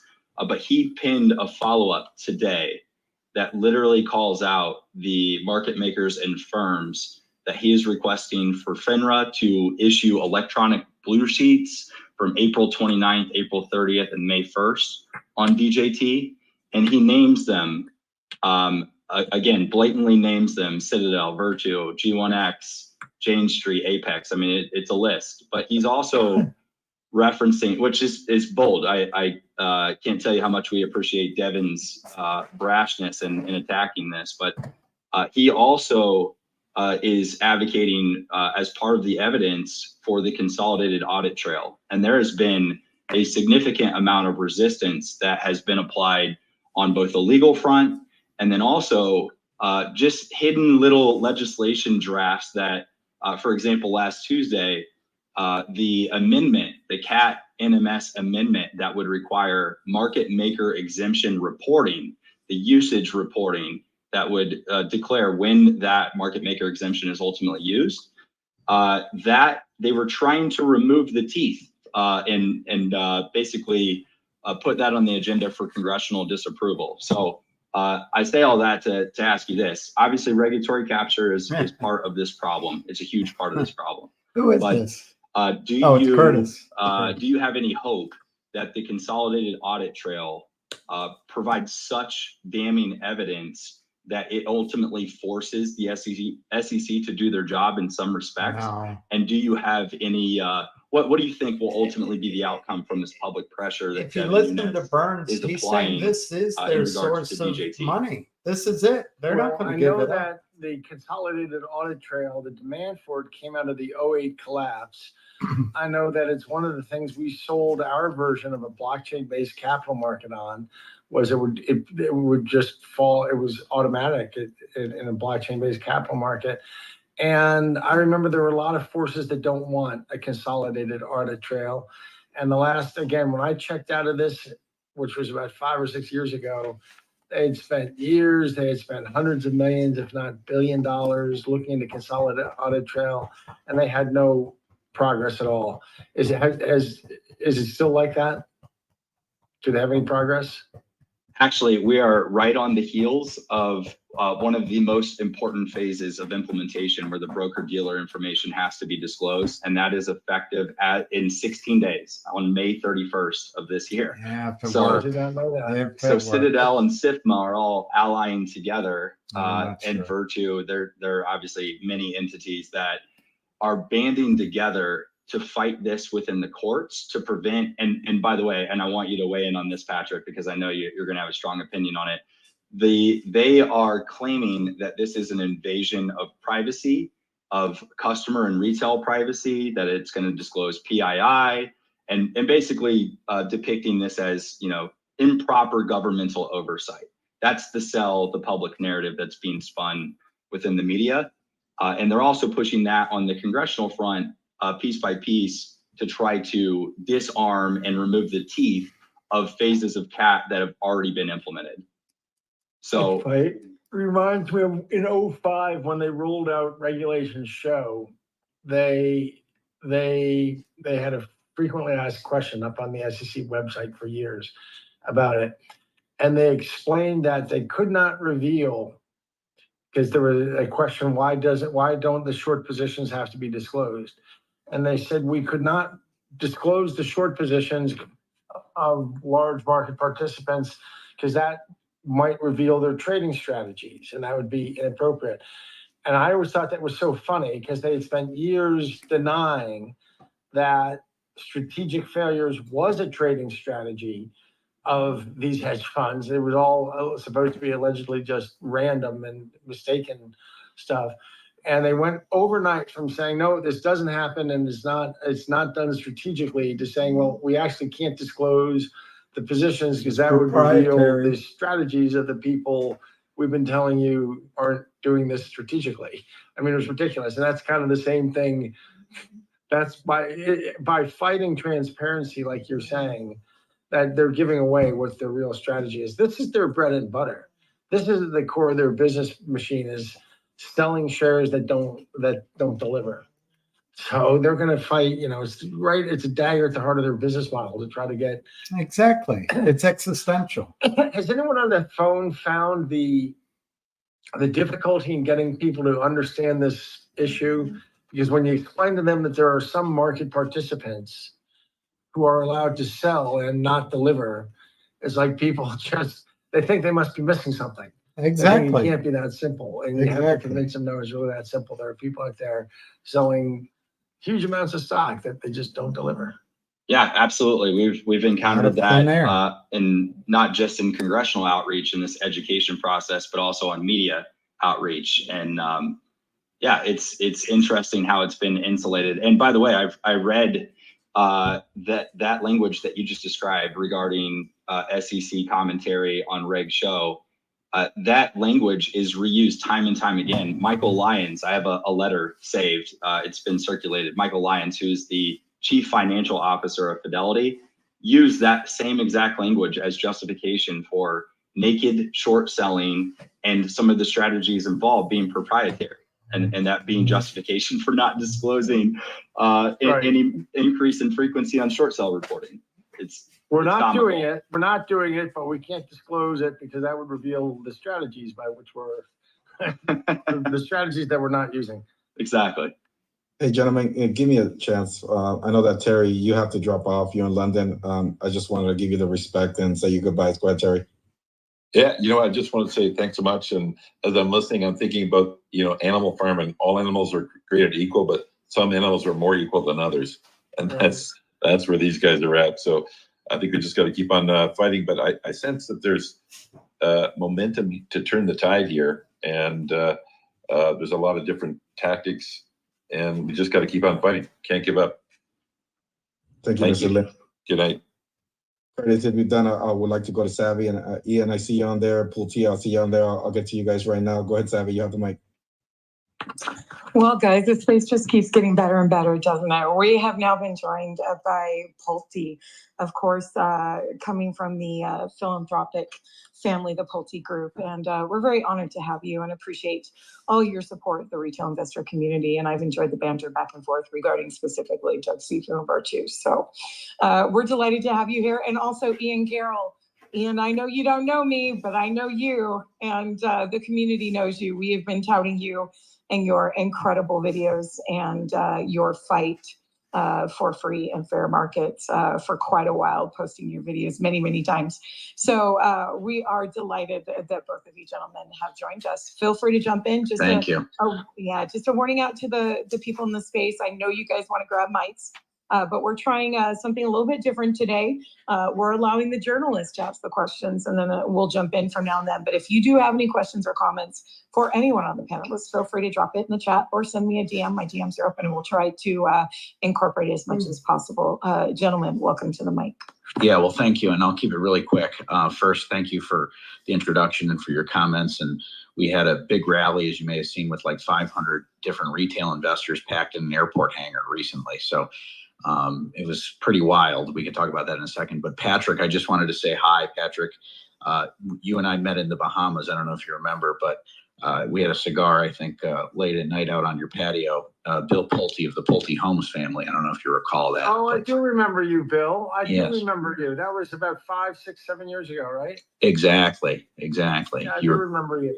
You were kind enough to give me a cigar, and we had a good time. We were talking about Buffett and some other stuff. So anyway, nice to meet you. And I do a lot of philanthropy now online here, Patrick. But one of the things that we do is we also help out with the retail investor community. So obviously, I'm a student of everything you went through with the shorts, and I'll be listening to this playback. And I agree with you. The messaging needs work because it's so complicated, and it's almost like my friend Scott Adams came up with the saying confusopoly. They created this confusopoly to try to confuse everybody, to make it so hard to understand, and then you can't message it. So anyway, I'll listen to everybody else, but Patrick, great talking to you, and Curtis and Junk Space. I just followed both of you guys as well. Thank you, Bill. Take care, Patrick. Yeah, I'll just briefly say thanks for inviting me in, guys. I'm excited to be here. I need to catch my bearings a little bit and see what you guys are talking about right now. But I'm super excited to listen and hear Patrick's take on some things. I just came straight off of the Tinfoil Hat podcast with Sam Tripoli. So allow me to switch gears a little bit in my brain and get into the real world. Well, plenty of need for tinfoil hat here. So welcome. Yeah, that's unfortunately too true these days. Welcome, Ian. So let's go to Kristen. Kristen, go ahead. You have the mic. Yeah, it's nice to have you both here, and we appreciate all the work that you're doing. Ian, the video that you put together last night was incredible. The last 2 minutes, if anybody's going to watch anything, it's those last 2 minutes because it really brings it home. As for a statement, I think trade settlement is what we have to explain to people.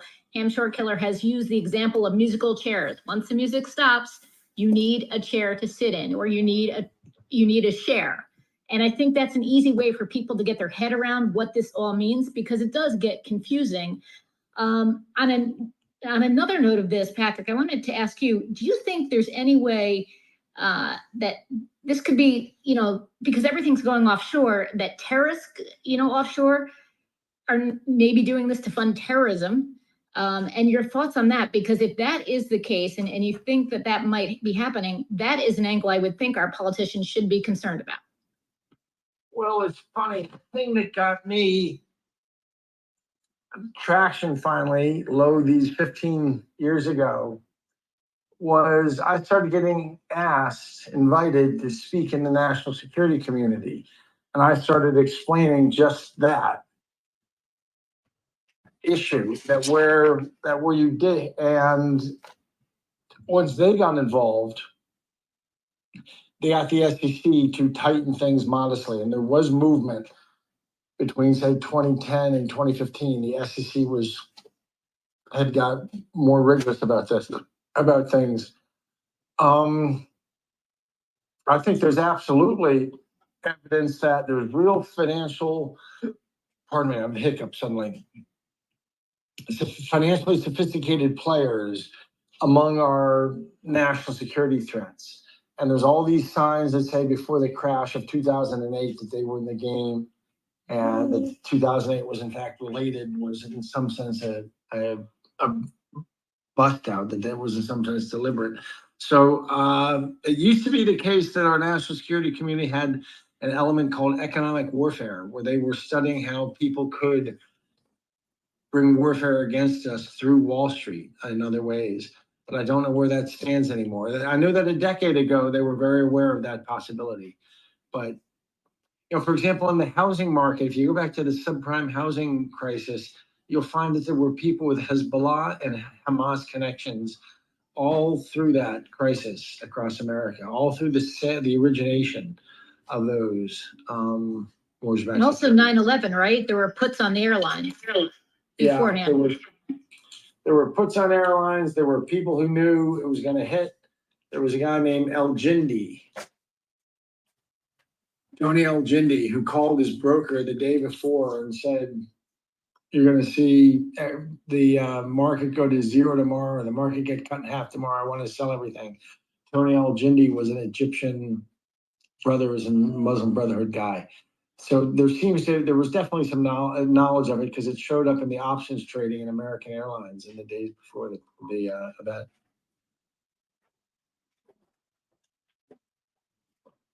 Yeah, thanks for talking about that, because I think it's an important, and the other part, I mean, this is obviously we're talking about terrorism, but the short and distort stories too, I think they're easier to spot these days because there are a lot of them.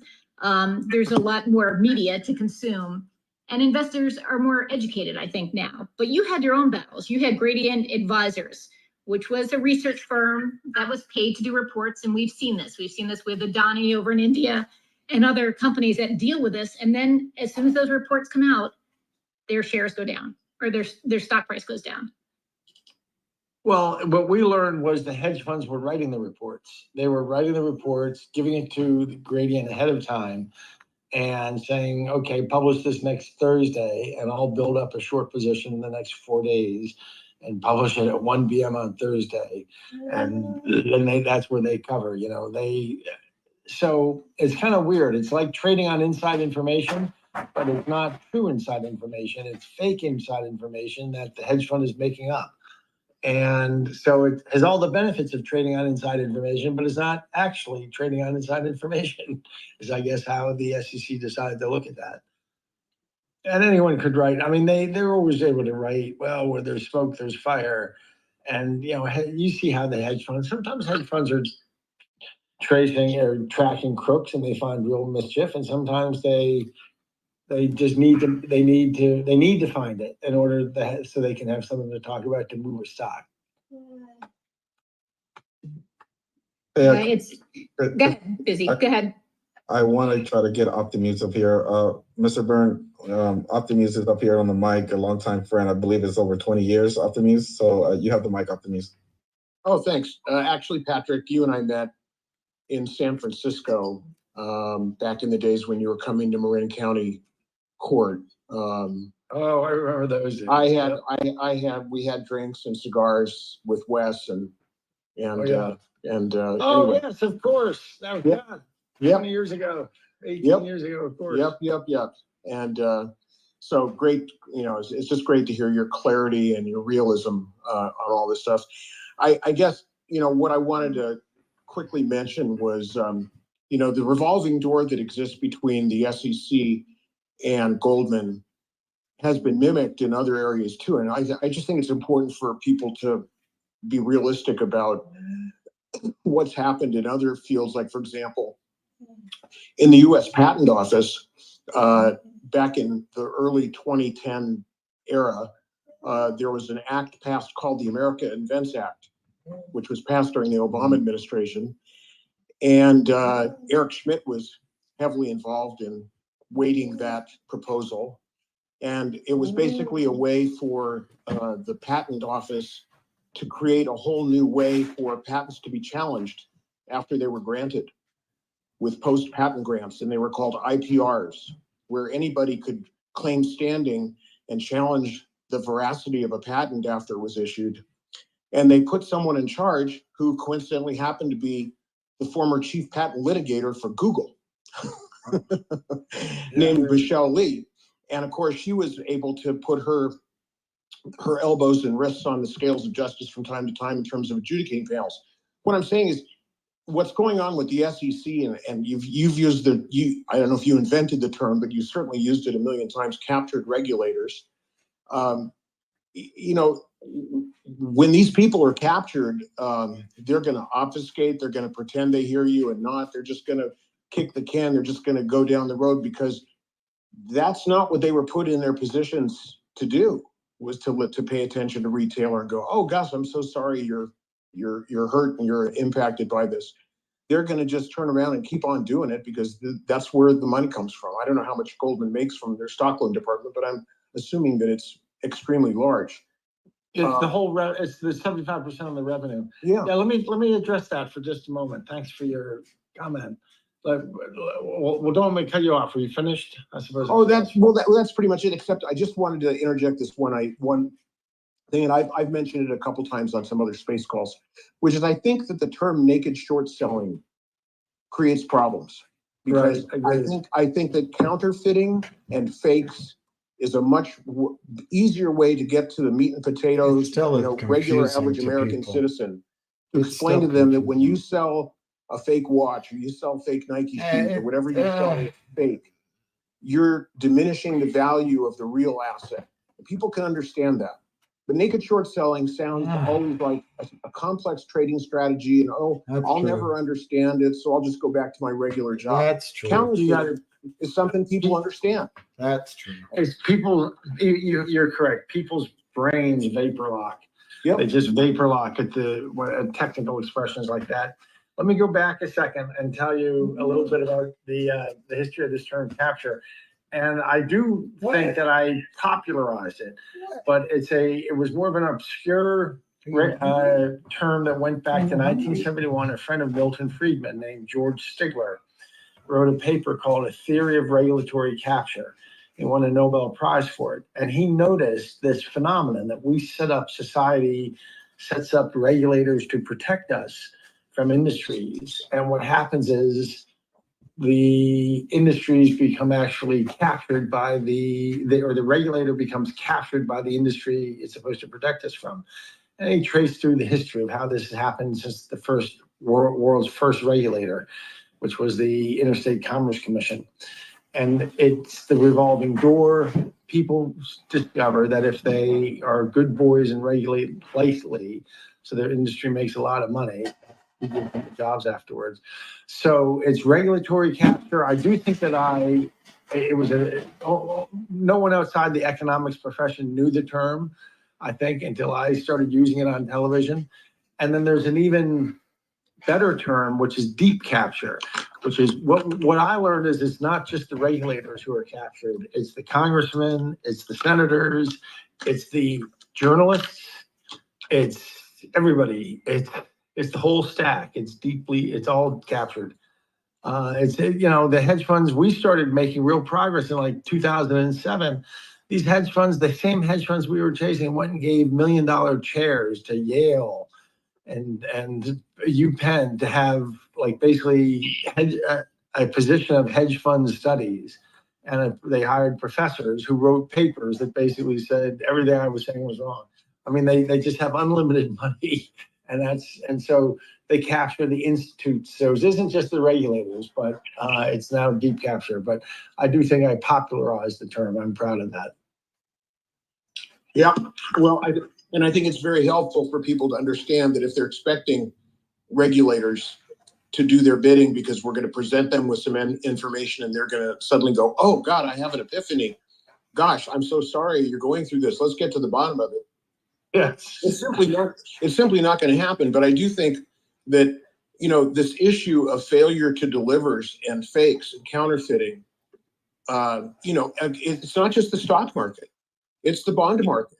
It's the commodities market. And as we learned with FTX, it's the cryptocurrency market. It's everywhere. The frickin' housing market. Fake stuff is being sold every day.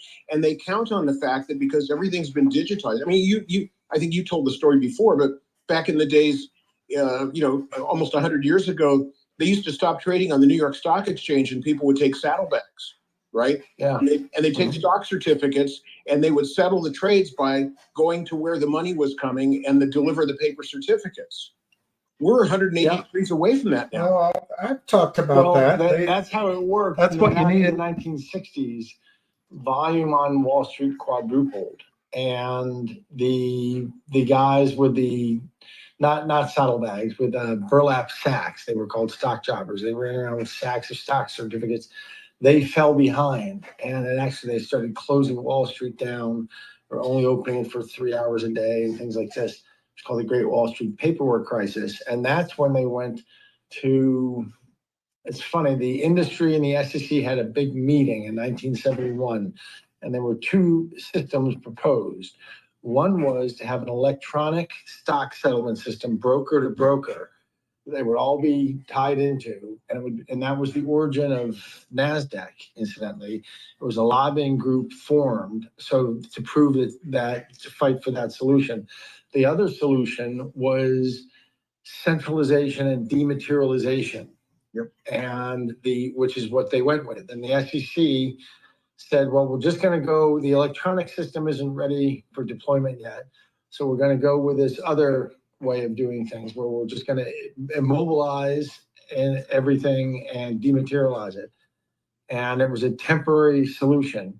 But as Milton Friedman said, there's nothing is more permanent than a temporary government solution. And here we are 50 years later. I was just saying that. Okay, gentlemen, I'm going to have to pop. I'm going to have to pop soon. Just maybe one more question for me. Okay, let's go with Ian, and then we'll go back to Kristen. Go ahead, Ian. Yeah, I guess my question might be, has anyone asked you about direct registration of shares yet? Not tonight. No. I'd be curious when you learned about direct registration of shares, and do you know about the movement that has sort of started in the GameStop and then spread throughout the retail communities about direct registration? And do you have any opinion on their sort of like ongoing theory that direct registration is at least a good tool in the toolbox of retail investors to take liquidity away from these market schemes and manipulation tactics, and to sort of maybe cut their playbook a little bit and level the playing field? Or do you think that that is not as powerful necessarily as we hope it is? Do you have any opinion? I learned about it years ago when I was fighting this fight, and I encouraged it myself. And I think it worked, or I think it worked back then. I have to imagine it works. It makes it harder for them. It's got to make it harder for them. The more that the more you can get into DRS, the less they have, the less slop they have to play with. But, you know, I think it turns out that they have. Ham just asked about they have a whole bunch slop. of different methods to do this, and there are so many different places that, you know, every little bit helps. And yes, DRSing, getting people to get their shares into paper form is going to make it harder for the other side. But I think our experience is that they have ways. I hate to be pessimistic, but what I learned. No, it's realistic. You know, overstock, the SEC is as bonehead and weak as Reg Show is. The SEC has the prerogative anytime they want to suspend enforcement of Reg Show. And in my awareness, they've done it twice in history. They did it in the summer of 2019 in the trading of a stock called OSTK. And they did it in 2008 in the trading in a stock called OSTK. So they have twice suspended enforcement of an already flimsy rule twice so I'm like the last guy. I have to close on a joke. Can I tell you a joke? Yes. 100%. Do we have a Is choice? a joke. A new guy in town gets to a poker game, a weekly poker game he's never been to before. And I play at some guy's house, some local worthy's house. And halfway through the evening, when our newcomer has a pretty good hand and he's betting, the other guy, he bets against the house it is, and the guy at the end of the hand throws down his hand, and it's a 2, a 4, a 7. Oh, I've heard this joke before. He tells throws it down and he says, online. Bazumba. And the newcomer says, what do you mean Bazumba? He says, oh, well, this is a special hand. The rule, we have a special rule in the house. So this is called a Bazumba, and it beats everything. So I win, and everyone else at the table sits there agreeing with the guy. So the newcomer knows he's being cheated, but he says, what the hell? So he lets it happen, but he keeps track. And later in the night, he gets a 2, a 4, a 7, a 10, and a queen. And he now knows he's unbeatable. So he bets everything. And Bazumba. at the end, when they turn their hands over and he calls Bazumba, they say, oh no, you don't understand the rule. There's also a rule, only 1 Bazumba per night. And the point is, they're just going to keep changing the rules. They just change the rules. Every time they told us the rules, and we checkmated the hedge funds, and then they changed the rules, and we checkmated them again, and they changed the rules. And they got as crazy as, well, at the end of the day, when I had them completely checkmated, they just suspended enforcement of regulation show. So I have to tell you, if you dream about this being solved by any of the gimmicks that people talk about, or, it just, at the end of the day, they're just going to change the rules. Too much money. Whenever they need to protect their real clients. And who their real clients are is the hedge funds and the prime brokers and their law firms. That's their real clients, not you, the citizen. So as cynical and grumpy as that may sound, that's how I'm going to end my contribution to your space. It's flattering that people are digging me up. I feel like an old vaudevillian, that people even are aware that I was once involved in this issue. So it's a real honor to have been invited on. Thank you. Well, Patrick, thank you so much. This has been a delight for a third time. You've actually joined the MMTLP and greater retail community third times, and we're really grateful for your generosity. And thank you for joining us this evening, and we hope we'll do it again. And we look forward to potentially seeing you and your influence in potentially 2025 in maybe a new presidential administration. So that's a horrible thing to wish on anybody, but thank you very much. Thank you very much. Bye-bye. Hey, Patrick. Patrick, we appreciate it. We'll stay for a First, while, I was see gonna what go to you happens. And Dennis to say your goodbyes. But maybe I can get him to But, join you know, us. we have Ian Carroll in here, so Ian, do you have time? I know that you're exhausted. You had a podcast that you did. Did you want to take some questions and get a conversation? Bird Lady's here. With Kristen and Dennis. Dennis, did you have a hard out already? Did you have to leave? I got to get back to laying down my podcast, but I can say a few more minutes. How much longer are you guys going? Just don't want everybody to talk about me after I leave. As long as everybody's been wishing Ian to come onto a space, so we got him. I've got at least half an hour. I could probably go Half an hour. Ian, I've never heard of Ian. And hand off to Ian, because I posted his great video today and highlighted the last 2 minutes. Great video And today. Kristen mentioned the last 2 minutes were so great. I was hoping that I had influenced her toward Who that. is Ian? So I'm going to leave right there. And that was a great job, Ian. And you're doing a real service for people. And what a good thing you're doing here. And have a great night, everyone. And They thanks haven't very much given for me letting a take mic. part. They haven't Well, given thank me you so much, Dennis. And check your DMs. I sent you a little article that may help Curtis's you co-host, with that, Lizzie's Madoff host, question that Patrick Junk brought up. Thavy. Oh, good. They haven't Check given your me a DMs. mic. I'm working in the background.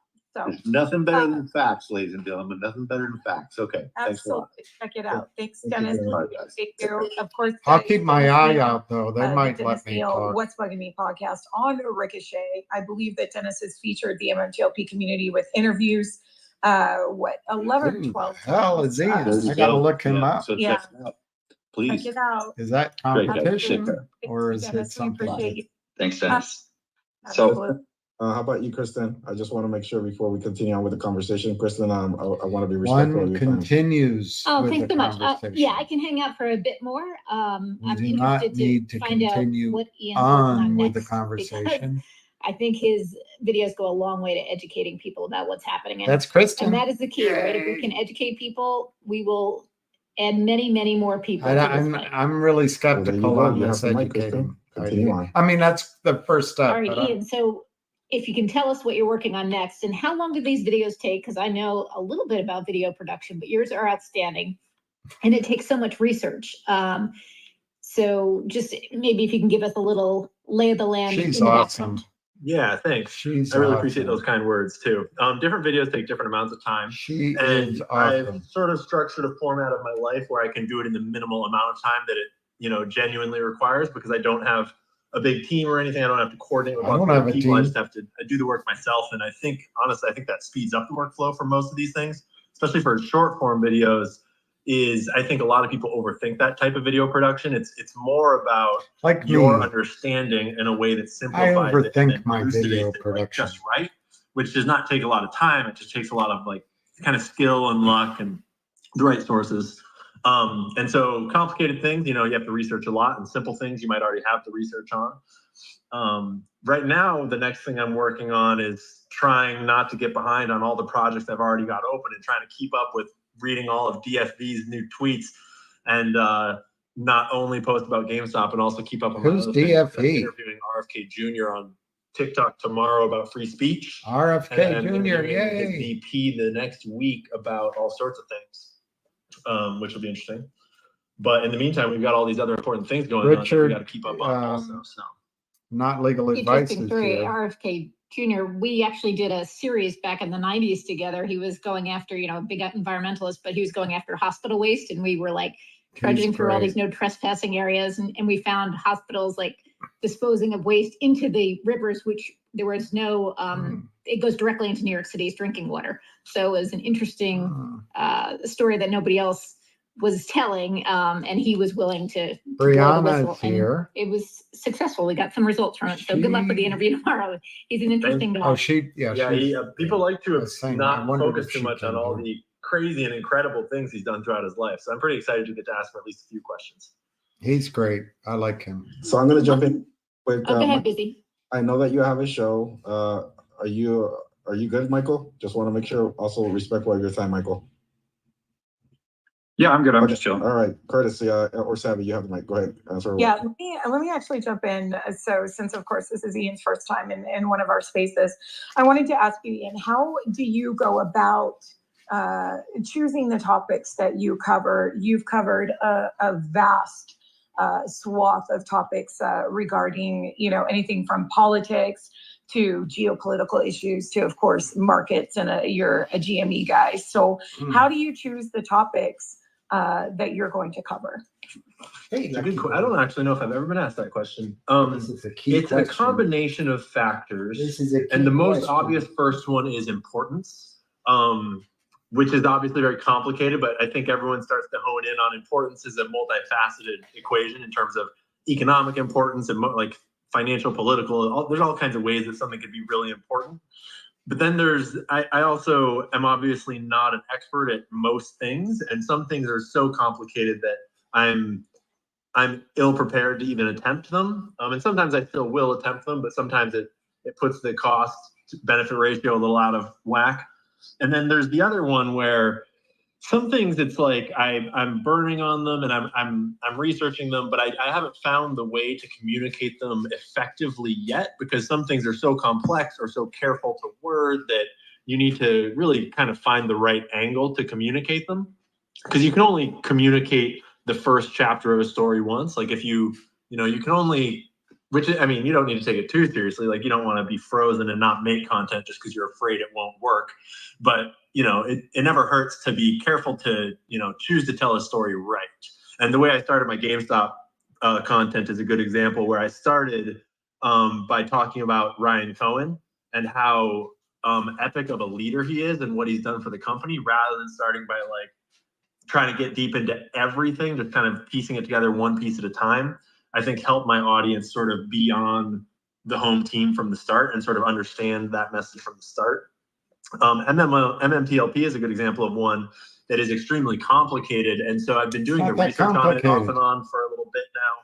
And that's a good example of one where it's so complicated that finding the right way to communicate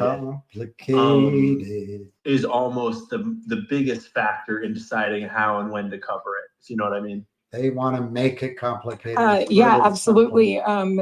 You know, and I definitely, obviously, we want to talk about MMTLP, but I want to ask you this question as well. One of the side effects of what Congress labeled MMTLP fiasco is many of us have been turned into activists. I joined X 1 week before He's the halt texting of me, MMTLP, and here we are 17 months later. So how were you turned into an activist? What was it that propelled you to delve into the work that you do? GameStop, baby. I was sitting around reading due diligence on GameStop for years, and I just got sick of waiting. And I've always been a teacher. I'm a teacher by profession and by upbringing, and I always wanted to do it. That's pretty cool. This guy sounds good, Ian Carroll. And eventually, I just kind of all clicked into place that I've never heard of had this inside look into the markets through what we'd all experienced together, and I had the skills to research and learn and share. And I'm a good communicator, so just kind of was like, the activism was growing, and we all watched the financial fraud that we were all going through. I hate driving. And eventually, it was just like the pull the trigger happened by just sort of realizing I had nothing left to lose. And my whole life. And of course, David, no one else is making short form content about what we were going through, so I figured. I always figure it's a woman that's so kind of a similar story.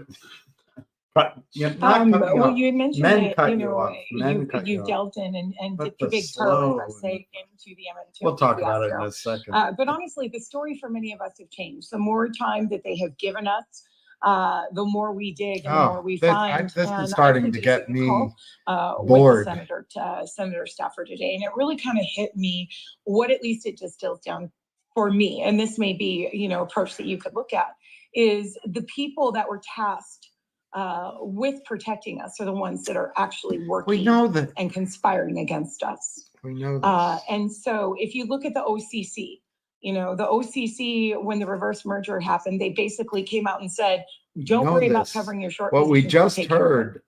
We'll make a market, even though the issuers have said they won't. What we just heard, at least as I absorbed it, and I lived it. Wall Street isn't there anymore the way it used to be. It just isn't there.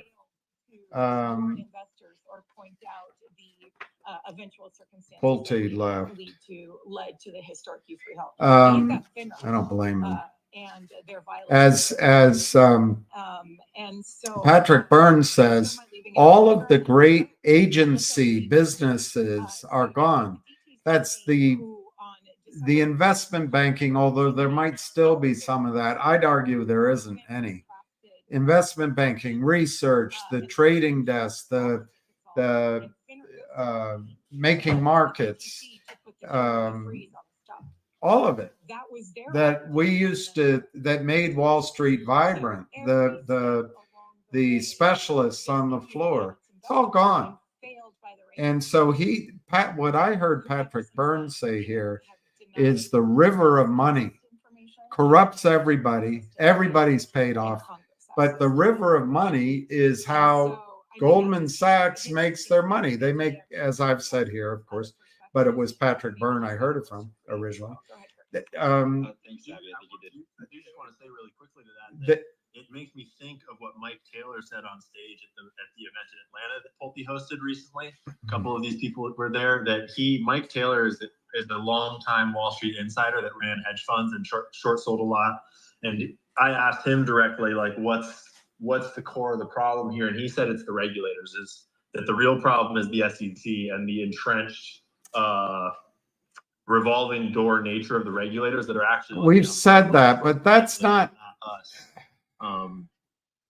It's exactly what you're talking about there, and what we all see, and what MMTLP people have seen, especially that's Ian Carroll talking. It's not just the SEC; it's actually the whole cadre of these SRO self-regulatory. It's SROs. Bill Clinton, thank you. up, is all of this is self-regulated by insiders of the industry. A lot of it is self-reported by the people at the companies that are supposed to be regulated. And it's, it's hard to believe that they literally would all be actively colluding to protect themselves and each other. But we sure have a lot of evidence that that's what's going on at this point, right? Yeah, you hit the nail on the head. There's a mountain of evidence, and the fortunate wins I that get we've so had that have yielded impatient results within the because MMTLP community is we've actually got. I guess you got to wait for responses everybody to issued catch up with directly us. from FINRA, and for the first time ever issuing FAQs explaining their actions, and we issued community responses to that, and they had to send amended FAQs, and then shortly 8 months later had to create a supplemental FAQ just for Oh God, it's just, you know it already. because of the I won't turn it all the way down.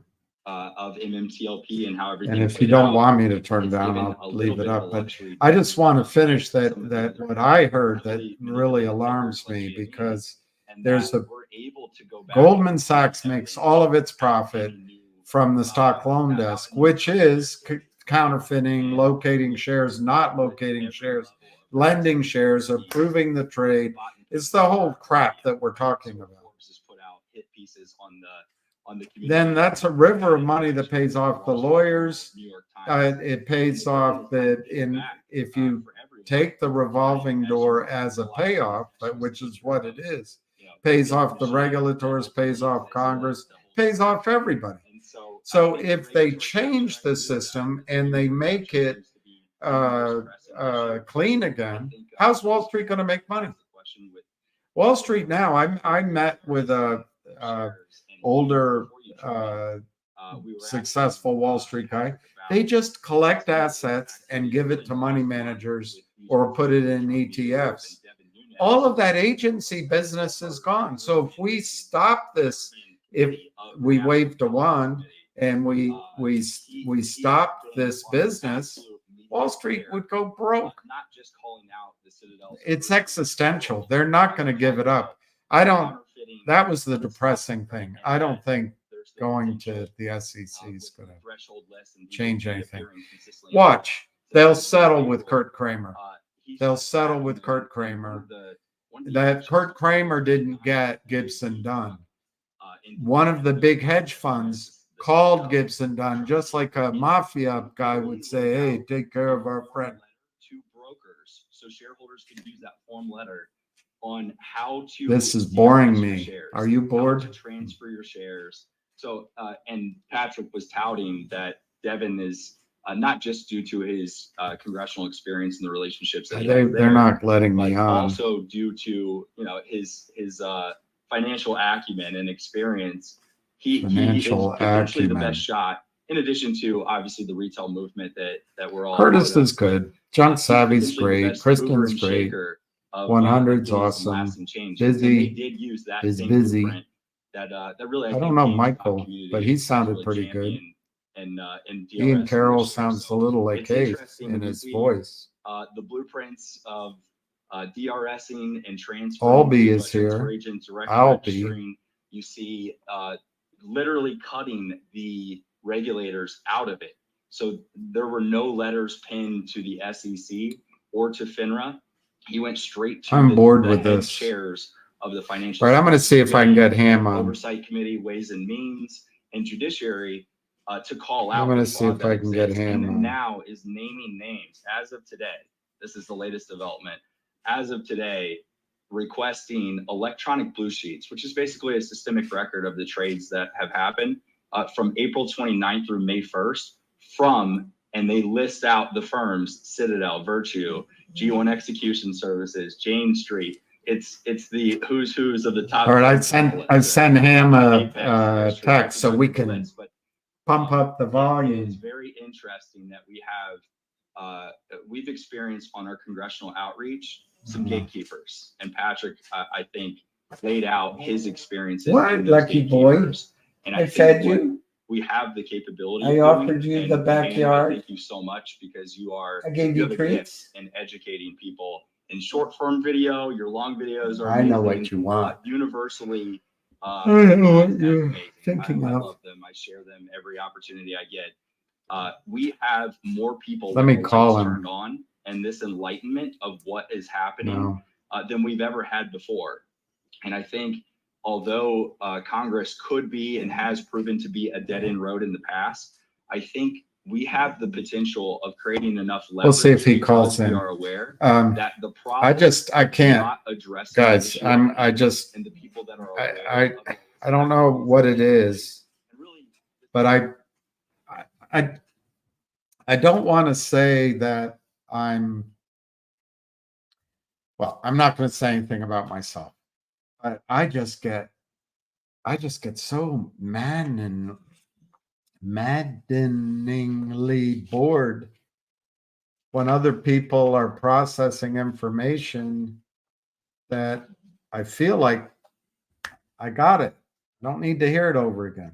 But that doesn't always work. Oftentimes I haven't. But my thought basically is I really think we're not going to get much. We're not going, let me see it differently. Fee rhymes with AMC. Is PHE rhymes with AMC? If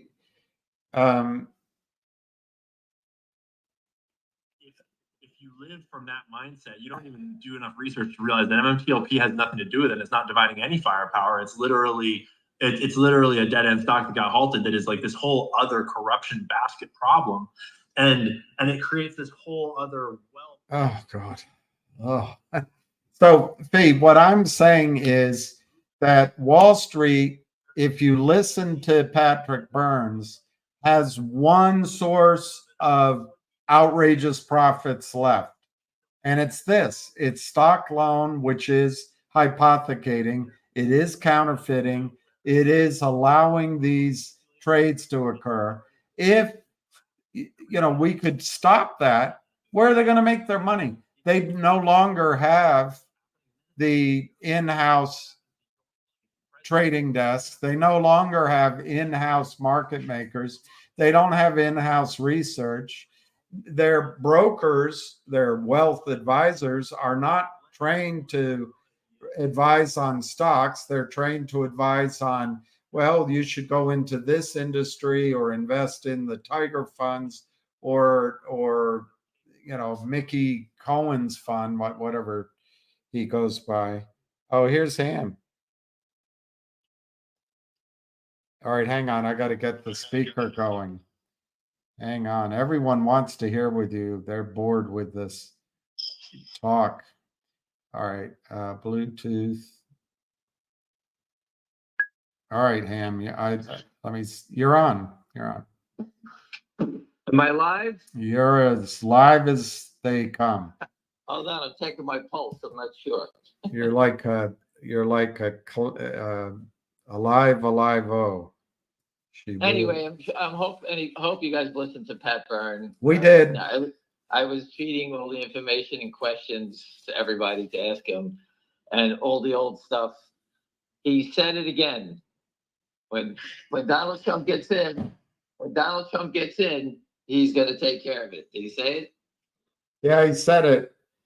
I got a little alarmed that he also said that this is the river of money. All the good businesses are gone. This is what's left. Wall Street's not going to go down without a fight, it seems to me.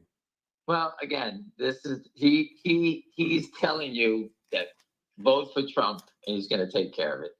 The guy is a man of his word. There's anybody that's a man of his word, it's that guy. So again, we didn't have to push him.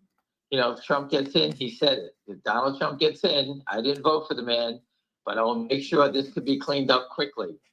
He said, Devin Nunes is going to make it happen. Devin Nunes, I'm telling you, I'm hearing that the congressional hearing is coming, and he put out today the letter. He wants the blue sheet investigation, right? Right. And for those listening to William, probably a couple of years now, you guys have been following him.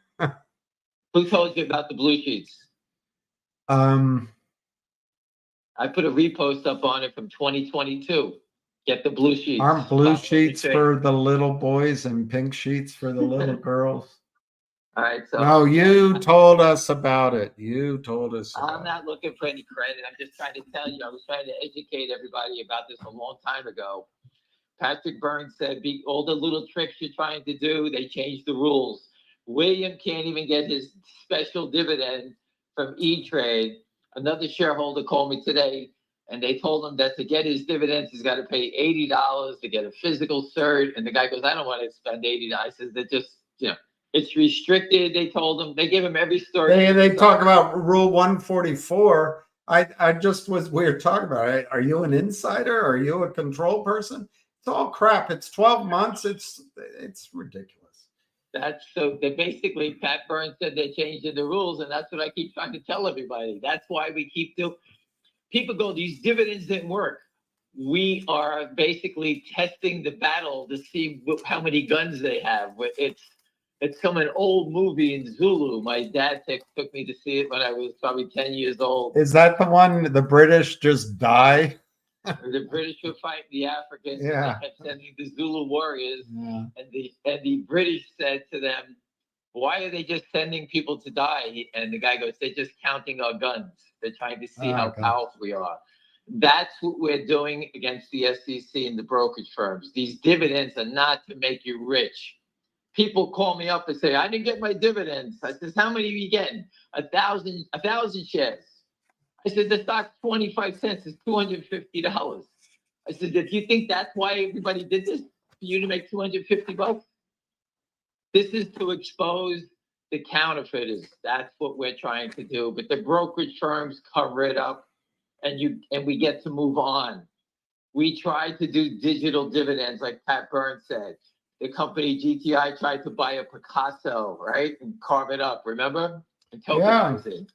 Then they tried to issue those Shibu Inu coins, whatever the hell they are. I know. That was another thing because they had the wallet set up. The SEC blocked it. They changed the rules. That's the game, which we all know what they're doing, but you have to keep probing until you break through. You can't. Most companies don't have the money to keep going after these guys, and you got to use tricks. We all know. These guys are just stealing everybody's money. We've been trying to tell everybody this. And it's very difficult to invest. If people aren't fighting, you can't invest. Finger Motion is the company that's fighting. DJT is fighting. AMC is not fighting. The guy keeps raising money. He's not fighting for you. I don't know what GameStop is going to do, but that guy is a short squeeze guy. So if it's anyone I believe in, it's him, but it's tough to believe on it when the stock is 30, 40, up and all over the place. It's too dangerous to play. So why would I, and I believe in the guy, why would I trade that stock? Because I can make money a lot or get wiped out quickly. And I just don't want to be in that position. And that's why I love Finger Motion's position, because we're here. The company's valued higher. GameStop doesn't have the fundamentals. All right. That's why they attacked it. That's why Kramer and all these guys are attacking it. They're going after the weak spot. What is the weak spot? Fundamentals, right, William? The fundamentals are going to work regardless. Why? Because Finger doesn't have to go back to the pimp. Just saying, but they keep using the fundamental story against companies like GameStop and AMC. Oh, they got debt, they got this. They keep bringing up those old things, and they keep going after everybody on that subject. Yeah, it's interesting. You're wondering if GME, this new guy's going to make it go, but they were talking about that guy, Roaring Kitty or whatever his name is today. I just wonder if that was like a prearranged signal. Guys, we're not going to use our cell phones. We're not going to meet anywhere. But as soon as I send out that Roaring Kitty is back, you can start buying and there'll be no selling. And then they're just going to do a deal for GME, do a deal for AMC. I just told you yesterday The same stock that was squeezed in 2020. They all ran again. The same three names. One guy was a smart ass to me on Twitter. He says, "What do you know? The same these stocks went, nothing else." And you know, I'm telling you, that whoever did it, the hedge funds that did this, they're all working together. Yeah. And I know how they operate. And if you go back in time, to anybody that's an old goat here like me, is that I'll give you an example. Like, remember back in the day, Upjohn was a hot takeover name, and it was a takeover name in a year's time, maybe 12 times the stock ran on the rumors. 12. And it would come around on a Thursday, going into a Friday option expiration, and the hedge fund would go, "Hey, I'm hearing the Upjohn story again." And we all look at it and say, "It's going to work this time, you think?" And we buy it. All of a sudden, the thing went up $3-4, and everybody make money. It's the same thing. Do you guys, when you start buying, do you have a code for don't sell into it? Let us just buy, let it run a bit. Then you can, I don't know how to ask that question, but get out of our way. Don't interfere with our buying. No. Back in the old days, it was just overwhelming. We put our charge hats on and just charge and run them over. It wasn't the naked short selling that you see now. It's very different. Not legal advice says a hedge fund bought, or reported anyway, that they bought 1 million shares of GME in the first quarter. I don't know if that 1 million shares is enough to kick off. No, it's not enough. Listen, those hedge funds that do file and do that stuff, guess what they do? They listen to Williams' advice. When you see 40, the stock is 30, and the 40 calls that expire this Friday are trading at $8, they sell those calls. That's selling stock at 48. Yeah. If the stock closes at 40, they make $8.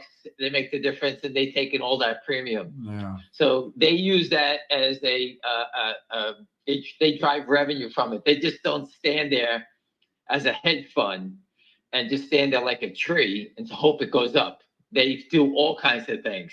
If they think it's going to rally, they'll sell puts. All right. They'll do a lot of different techniques to drive more revenue off of that trade. They bought it for the volatility, not legal advice. Also, Thank God it's not financial advice. It's not legal advice. They have longer term goals, but they break it down that week. They want to exit with a profit. There's no longer term goals.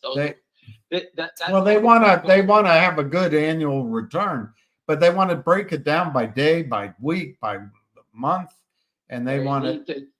Yeah. Listen, if they're running 100 million, they got to generate returns. They got to make back 10 million, right? To stick with everybody, get 10%. Yeah. If they get to 12%, other people will invest with them. Now they got 200 million. They get a bigger fee. That's the whole game. That's it.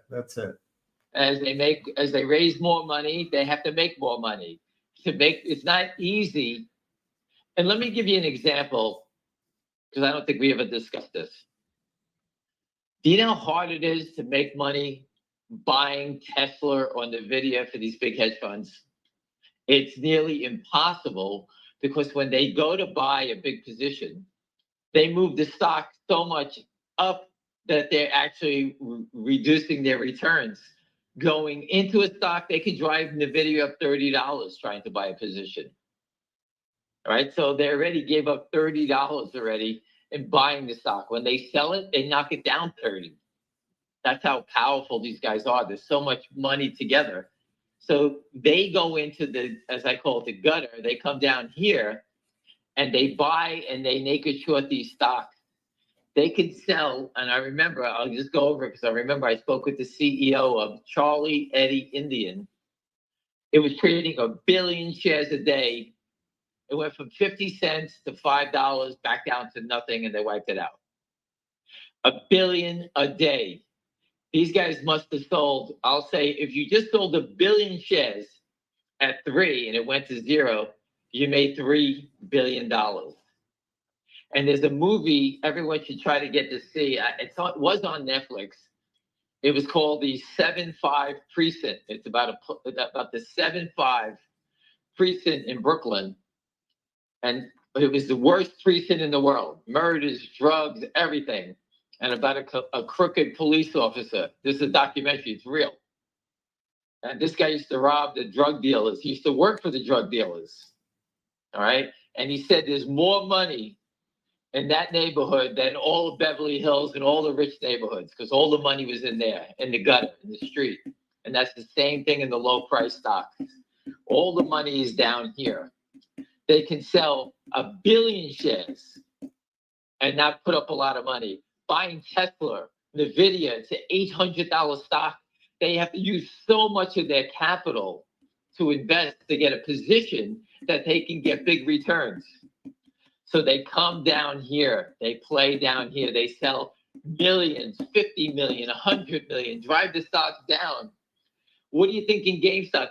You guys probably got short sellers that probably sold 20 million shares, drove it down $20, $400 million in 3 days. Those are the returns these guys are making. That's the money.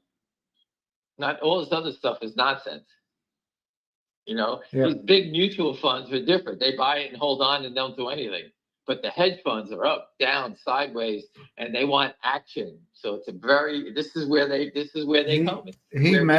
Patrick mentioned, I don't know if I wrote it down, but he mentioned that they can sell, 1 billion shares, $5, and they take that money out of the market, obviously at an average price.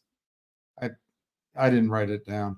He talked about this guy, Easter Bunny. Did you know about Easter Bunny? I met the Easter Bunny. I always thought it was you, by the way, but on the videos, Patrick Byrne talked about how he received this phone call. He didn't believe it. And the guy said, well, I'm going to make 4 predictions. And he listed them out. I always thought it was you, but it was the Easter Bunny. I was, when Patrick Byrne got into the game, we were already 4 years already fighting the battle. Yeah. We were already charging up the hills, getting shot. We were down the road. Patrick Byrne had something that we didn't have. Patrick Byrne's dad was a billionaire. He sold Geico to Warren Buffett. So Patrick came from that. My father was a garbage man. My mother was a secretary. So we were funding it with my no money versus Patrick Byrne. So Patrick Byrne had Mark Mitchell. He was a Wall Street Journal reporter. You go to Deep Capture, all those writings. He had professional writers working for him. He had Judd Bagley doing all the videos for him. And I was drawing I was drawing 6 figures on a wall, taking a picture of it. That's all I had. So we were different battles, but we all knew the same thing.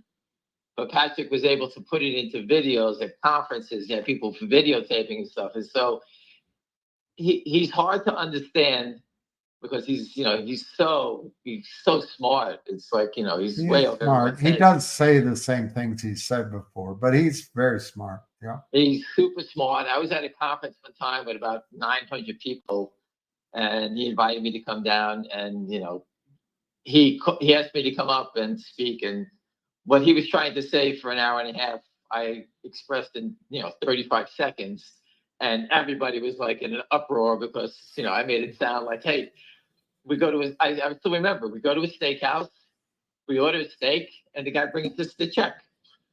We go, I go, where's the steak? He goes, well, when we get it, we'll give it to you. You got to pay the bill now. And that's naked short selling. We got nothing for whatever. We had to pay and we got nothing. And everybody understood it. And I remember telling that story. And before you know it, we had, hundreds of people asking questions. Everybody was like crazy then. It was counterfeiting. And I showed pictures of the sign. That's my friend. In 2006, we were in Times Square, band of gypsies with signs that I had made up that Wall Street was counterfeiting. And here we are in 2024, counterfeiting is finally getting out there. I've been doing it for a long time. It's pretty easy. What they try to do, William, to everybody here, they're just trying to confuse you. That's exactly, this guy on Twitter was just saying it's so complicated. It's not complicated. It's damn easy. They just confuse you. Go on. I interrupted you. No, that's exactly what they do. They came up with this term. We used to call it putting lipstick on a pig. They're trying to dress it up. It's just counterfeiting. They're selling something they don't own. They flood the market, and the weight of the shares collapses the stock. It's easy. The Secret Service goes after people making counterfeit $20 bills and throws them in jail. These guys are counterfeiting stock, bond, everything. No one says anything about it. Before, And the okay, sorry. no, go ahead. There, you have a fan here, Donna. I think it's Donna, but it might be one other person. Anyway, they wanted me to ask you about your calls on Friday. And before I forget, I want to ask you. There's nothing to say about them. I believe that Devin Nunes is going to make noise with the congressional hearings. He put out today the blue sheets. I told you people I know are advising them, and I'm hearing back, and I told you all that's why I bought them. And what I'm doing is, at some point in your life, you got to take a swing, right? And if you think about it, 500 calls, and my math was wrong, William, I'm sorry. $50 on Equip times 50,000 shares is a lot. It's $2.5 million. Yeah, but it's 5,000 shares. No, it's 50,000. I bought 500 calls. Oh, 500 calls. Wow. Yeah. So 50,000. if my You're going to be timing was rich. right, so if I did that in GameStop and the stock was for $17, let's say, and I bought the $30 calls, you all be saying, what is this guy, an idiot? I paid, whatever, 15 cents for these things with a week to go. They're never going to go anywhere. And the stock goes to what, $75 or whatever it went to. If you sold them up for $30, you made $1.5 million. So you try to time things with options every once in a while and take a shot. So when I heard that the congressional hearings are coming up and they're going to announce it about naked short selling, I thought the world was going to erupt. Okay. And that's why I bought them. Because if the world erupts, I can make millions of dollars. That's what it is. I'm taking the shot. I'm risking it. That's why I'm doing it. And no other information. That's what I know. And I'm waiting. And the first sign was what? Tonight, they filed to get the blue sheets with the congressional members. He wants the SEC to give the blue sheets. He called on Congress to get the blue sheets for his company. I just can't imagine these $1 trillion pool of funds, monies, that they want to give up this ability to cheat. They're going to fight with everything they have. But they're going against the next president of the United States. Okay, let's say listen, in my heart, he's going to win. Okay, right now the country needs somebody to make something happen. You can hate him, love him. I don't really care. Just counterfeit votes in Pennsylvania. If he gets in, right, they're counterfeiting votes, whatever it is. If he gets in, he owns a public company. He's been losing all his money fighting for all of us, I believe. If DJT gets settled, that stock's going to be $500. He's going to own all of Palm Beach and Ken Griffin's properties. Ken Griffin will be out and Donald Trump will get him. That's what's at stake here. That's what I see. How does it affect all of us? Because whatever we have, you're getting the opportunity to change your life, like he's going to get the opportunity to change his life forever without even doing anything as the president of the United States. This is all going to happen between now and when the election happens. They have to do it now. I've been told that they have to move fast because they want to do it. Has nothing to do with the election. He doesn't want to use his power as the president to help manipulate his stock. I'll use that term, right? Yeah, I get that. So he's trying to end it now, force these guys to cover. I can't believe they still have the nerve to be short. To me, that's amazing. But they've got the law firms, the regulators, Congress, all on their side. Yeah, but this is different. We're going to have the president of the United States on our side. And Patrick Byrne just told you that when he gets in, they're going to fix it. That's what he said. He just told us that. He told the story which you heard, and I quoted it. There are no failed trades in China. Yeah, but But there must be some once in a while. You aren't no, when hearing they us. catch it, when they catch it, they end it quickly. That's what he said, right? He said they put a bullet in someone that does it. And And he to put said it in that's their how head, our right? SEC should have been. He said our system is so bad. People used to look up to our financial system, but the corruption like this, it feeds a lot of mouths. Yeah, but again, the people are not coming here anymore. So Yeah, I that's look what at he it, said. I look at it this way. The United States is going down. I'm invested in a company in Finger Motion that's based in a country that keeps it straight. Now, we don't have to agree on China's politics or whatever, but Finger Motion is going to become a monster company because of their connections with the government, right? It's just like Northrop Grumman or the military companies here. They have connections with our government. They get all the contracts, correct? Yeah. Has them in China. And you know what? 1.5 billion people is a lot more than 300 million that we have here. Snowflake is a $60 billion market cap company that does data. Yeah. One of FingerMotion's business is data. They're building it now. When it matures, it will surpass Snowflake's. That's my opinion of it. Why? Because they have 1.5 billion people. Their data is going to be sold to Munich Re, Pacific Life Re, the partners that they have. Okay, when they finally get it, the revenue is going to come in like crazy because those companies are making life insurance policy, auto policies for the Chinese consumer. That's it. And They could sell that data to the government to prevent the next Tiananmen Square. They can sense when people are moving toward the. Well, they know exactly. They know what everybody's doing. Listen, that's, you know what? We may need some of that here to keep track of what the hell everybody's doing here. I mean, because it's out of control here, but that's the different story. So all in, I care about the financials, the financial health of my family, my children, and my grandchildren. That's what I care about. I'm not a political guy. I'm here I want my family to be safe, and I want to be able to earn a living. And I cannot earn a living fighting fraud 24 hours a day. I'm not fucking Batman. I can't do this whole day. This is moronic. They're making fools of us. I work as hard as I can, 24 hours a day. All right. I was listening to the call, typing questions to people. I asked about the terrorist angle. That was me. I asked about this. I asked about that. Patrick knows me.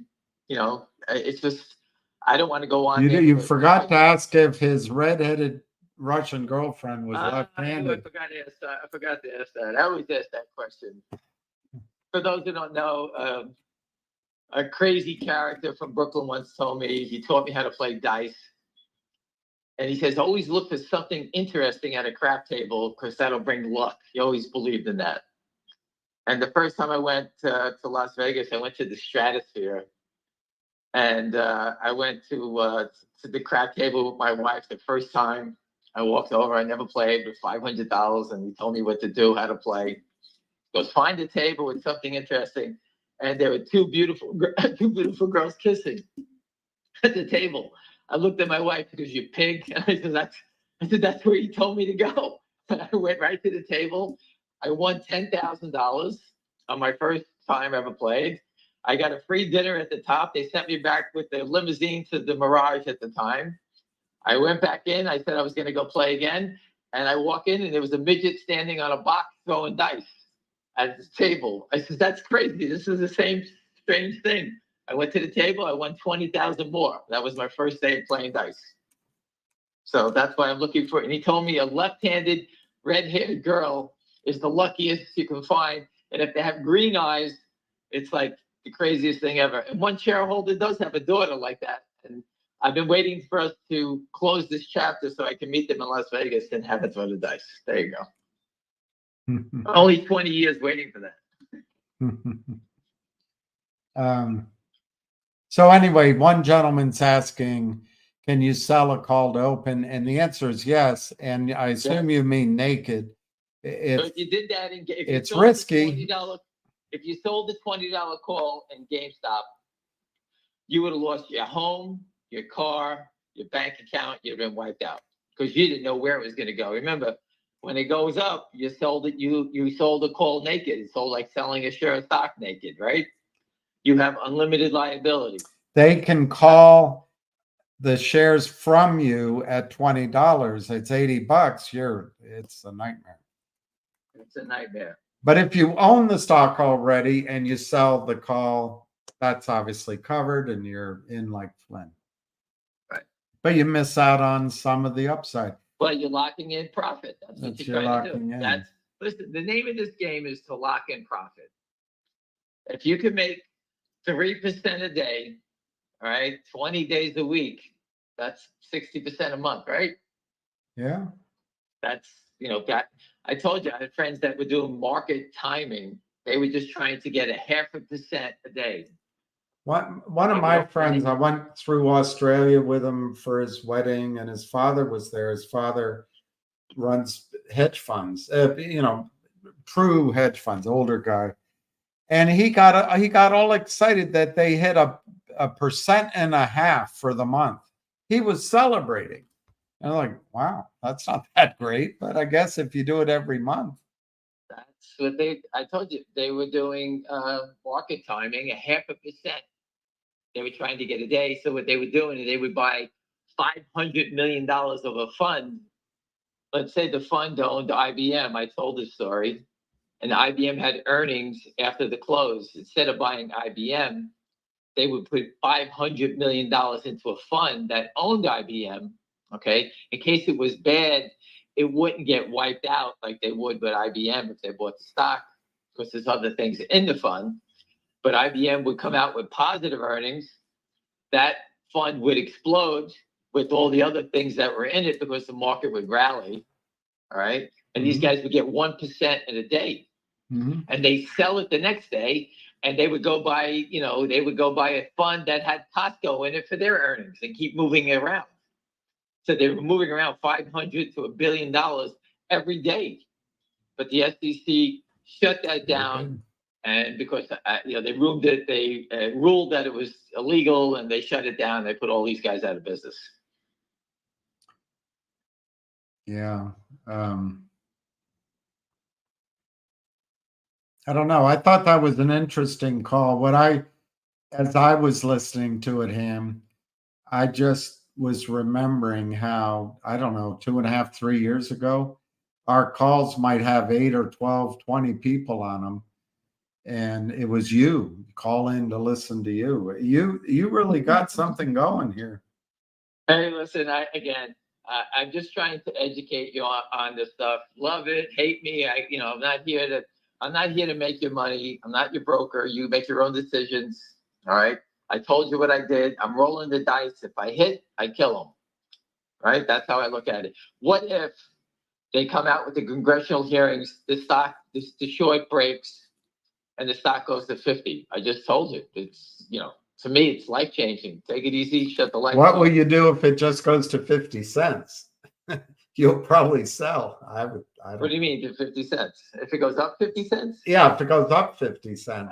No, your call option, you paid 15. Well, I got till Friday at 4 o'clock. I make my decisions by then. Listen, I used to, when I was playing, I remember a bunch of years ago, I bought Tesla. The stock was $275, and that was at 1 o'clock in the afternoon. And the options expired at 4. And I saw the stock started to come on. I bought the Tesla 300 calls. I think I bought 100 of them at a quarter. So I put up $2,500. And I was $15 away with an hour to go. The stock rallied up to 298, 299. It broke 300. I sold the calls at 3. Okay. I thought I was a hero. At 3, I sold them at $3. I paid $25. I made $30,000 minus $2,500. Right? With 5 minutes to go in the day, I sold those at 3. The stock closed at 320. You would have made, oh my God. I would have made $200,000. Oh my God. How's that one? I went to the bathroom. I would have made 200,000. The options closed. The stock closed at 320, 321 or something like that. Monday, the stock opened up $100 higher on Monday. Monday morning, my 9:30 God. up 100. So I'm like, how did that not just happen for me? You know, if I needed, maybe if I had 20 more minutes in the day, I could have waited longer. I could have made, $500,000 on $2,500. And that's the options that I like to play. It's fast, it's furious, it's dangerous, it's all of the above. But I did pretty well my whole life doing that. And I specialize in those type of things. So my gut tells me, hey, take a shot. These things are 15 cents. I'm going to risk losing some money. All right. What am I going to say? I have to take a shot. It's the cheapest way to me to buy another 50,000 shares of stock. All right. And that's what I did. And that's the only reason I did it. Now, Devin Nunes is, pounding the table, and behind him is the most powerful man in the world. And if I can't win with this, then so be it. That's just the way it is. I can't. Well, it's a hell of a risk reward setup, Well, I base things on. I'm not guessing. I'm basing it on what I believe, and I can see the opportunity right in front of me. I just told you I was trading Tesla calls with an hour to go. I sold them with 5 minutes to go.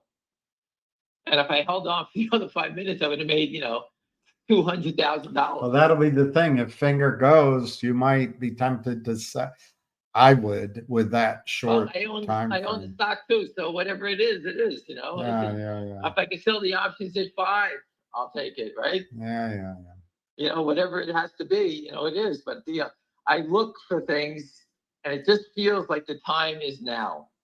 GameStop, AMC, the bloodbath by those poor people that don't know what the hell they're doing there.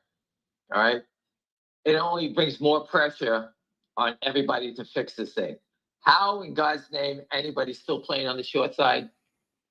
They shouldn't go to jail. They should be hung because of the nerve. They're still standing here.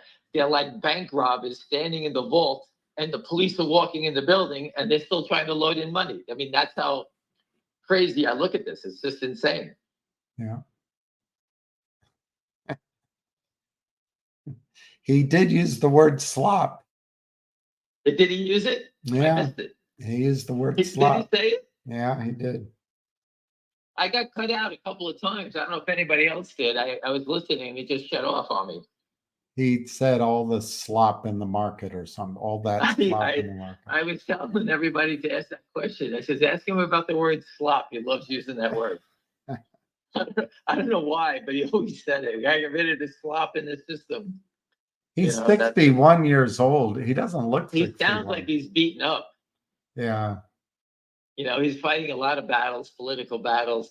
He's not a Republican. He's not a Democrat. He's a libertarian, and, he's just trying to do what's right for the people. He's really a true American, this guy. He's really a good guy. He's a big bastard, though. He's big. Do you think the CAT system will make a difference? I don't. I don't know.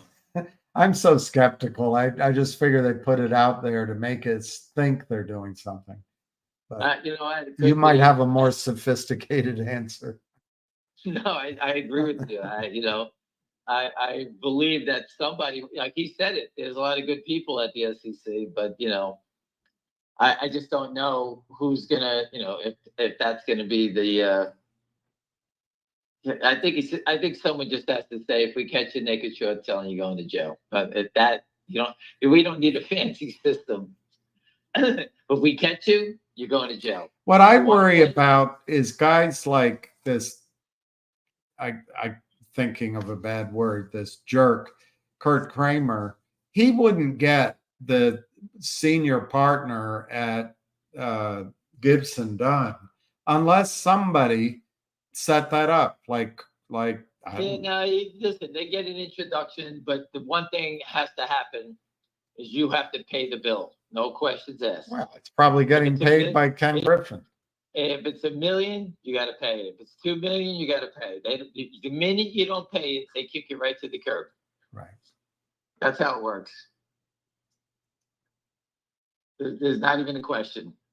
Don't pay the bill, they'll kick you in the ass like the Three Stooges, right onto the curb. They'll throw you right out. Which one of AMC or GME has that guy you seem to like, Cohen? He went from Bed Bath & Beyond. He sold the dog. I think he was in the dog food company. He went to Bed Bath. He bought GameStop for the squeeze. He made money there. He's a hedge fund guy. And then he jumped into Bed Bath & Beyond. Remember I told you that I heard there was a big buyer around? Remember? Yeah, I remember that a long time ago. Yeah. 3 to 30, they squeezed it. Brian Cohen was part of that. I told everybody I heard what was coming. He sold his stock. He cashed out and left everybody hanging. And everyone lost their shirt because it went straight down. So he's a guy looking to make money. He made $200 million. So which one of these is he in now, AMC or GME? He's the chairman of GameStop. Okay. But you just had your squeeze. He's the squeeze guy. So I think that was the squeeze. I don't think it's coming again. I'm just telling you, he's the squeeze guy. You got your squeeze, right? Right. Now he's running a company. He can't run a company as a squeeze candidate. So the next thing he's going to do is what? He's going to raise money. That's what he's going to do next. Yeah.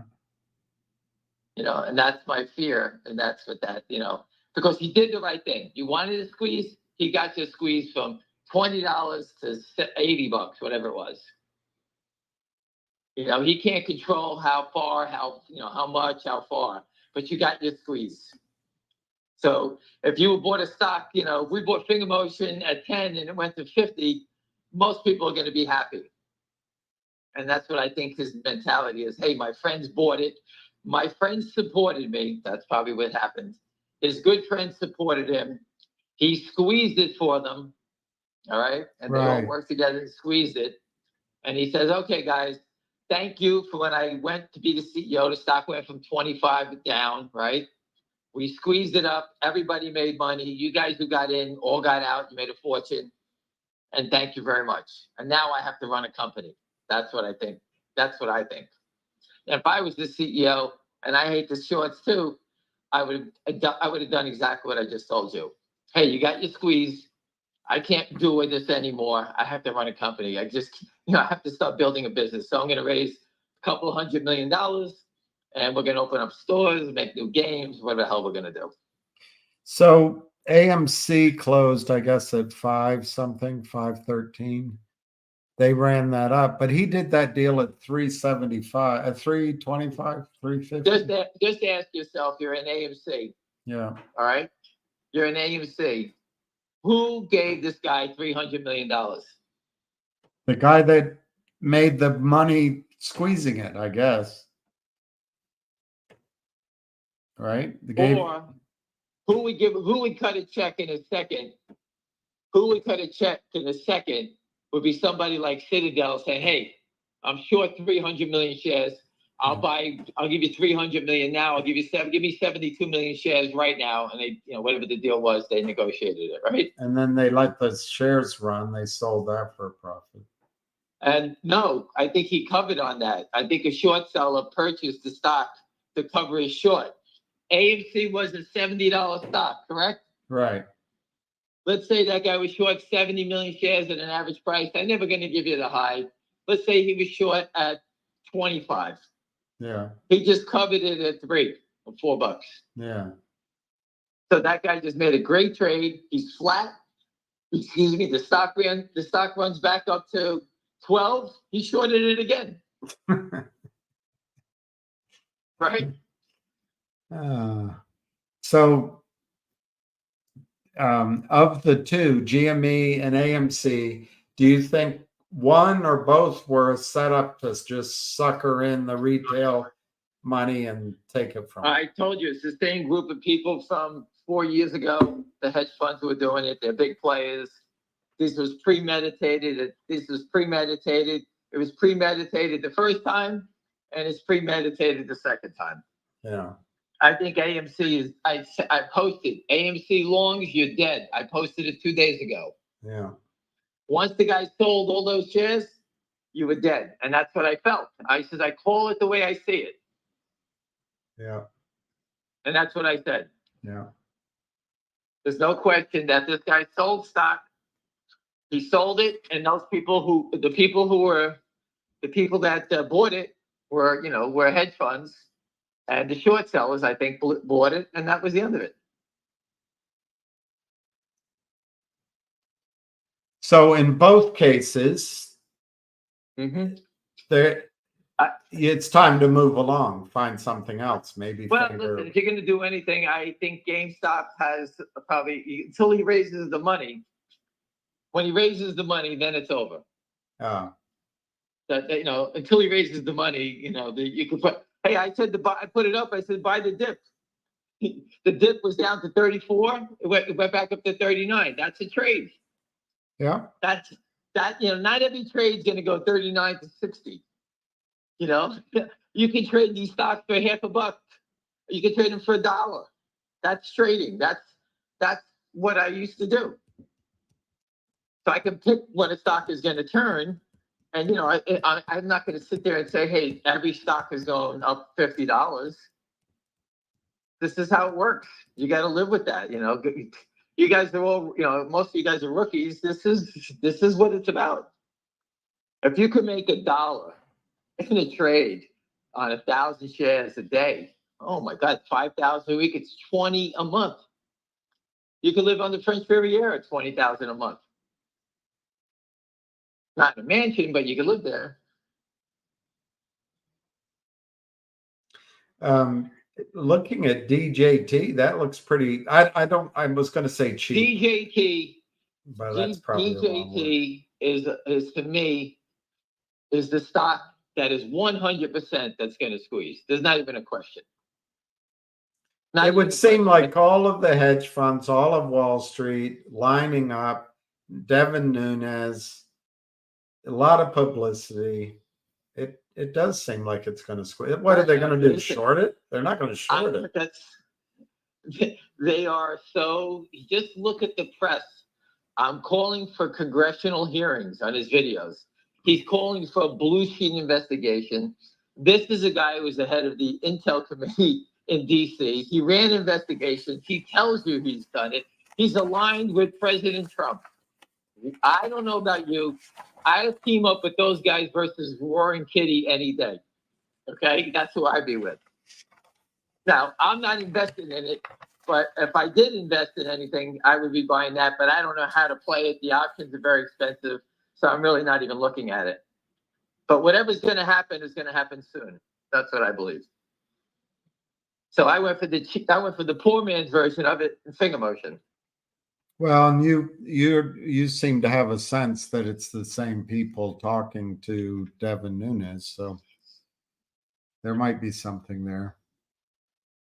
Charlie M is saying that Trump's stock needs to squeeze before the election. That's interesting. That's what I said. That's 100%. That is correct. I can't read this symbol. Oh, now I can. Can you ask Cam what's going on with FFIE, Fee Fi Fo Fum, FFIE? I don't even know what that stock is. Susan just heard about the stock yesterday, and Cam doesn't know. I don't know. I don't even know what the name. I don't even know the company. I don't know. But if you think it's going up, take a shot on it. Please don't tell me it's a 20-cent stock. Don't tell me that. Because Let me look. I don't believe in these small cap stocks that I know nothing about. People talk about them. Listen, if we can't move a company that's got revenues, business, and it keeps getting shorted, where do you think these small caps are going? It's Faraday Future Intelligent Electric Shares. I love the name. And last trade 78 cents, but you're right. I think it closed 28 cents. So it went up. Yeah, the chart looks straight up, but Faraday Future Intelligent Electric Shares. I don't know what that means, but is it? Faraday, listen, wasn't he a scientist that developed something about electricity or something about Well, something I don't know if in, they, I don't know if in they're the trying to, UK? I can't if they're remember. trying Or to he's a create some sort. physicist. I don't know if they're trying to create a new certificate. Listen, the GameStop saga only makes my idea for financial markets teaming up with Korea stronger. Unfortunately, I can't time the meetings and get there and exactly when they need me. We just we're at a step. But 100%, the offshore exchange, if Pat Byrne is, down and out on what we're doing, that has to be our future, correct? Yeah.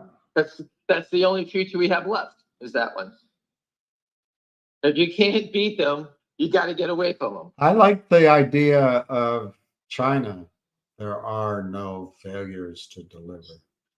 But Patrick Byrne went into this example, which I thought was a reasonable, maybe you heard it about the ambulance, that you have a speed limit on the highway of 60, except for ambulances, and hedge funds go out and buy the ambulances. They go out and buy the license to drive an ambulance. That's what the market maker exemption is. And it's a little depressing, actually. Yeah, that's a little.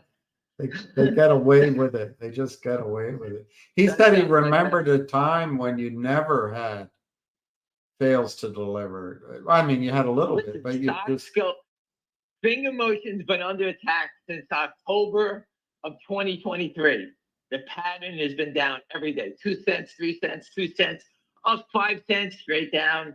I called it this morning. I get up in the morning, I'm ready to go. And all I see is manipulation by 8 o'clock in the morning. There's 10,000 shares for sale, pre-market.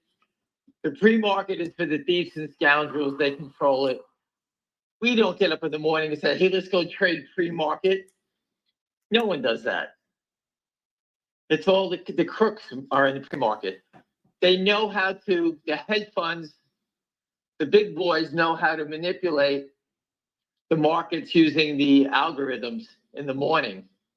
And that's why GameStop and those Gap, as soon as it comes to the opening, they shut the algorithms off and they go straight down.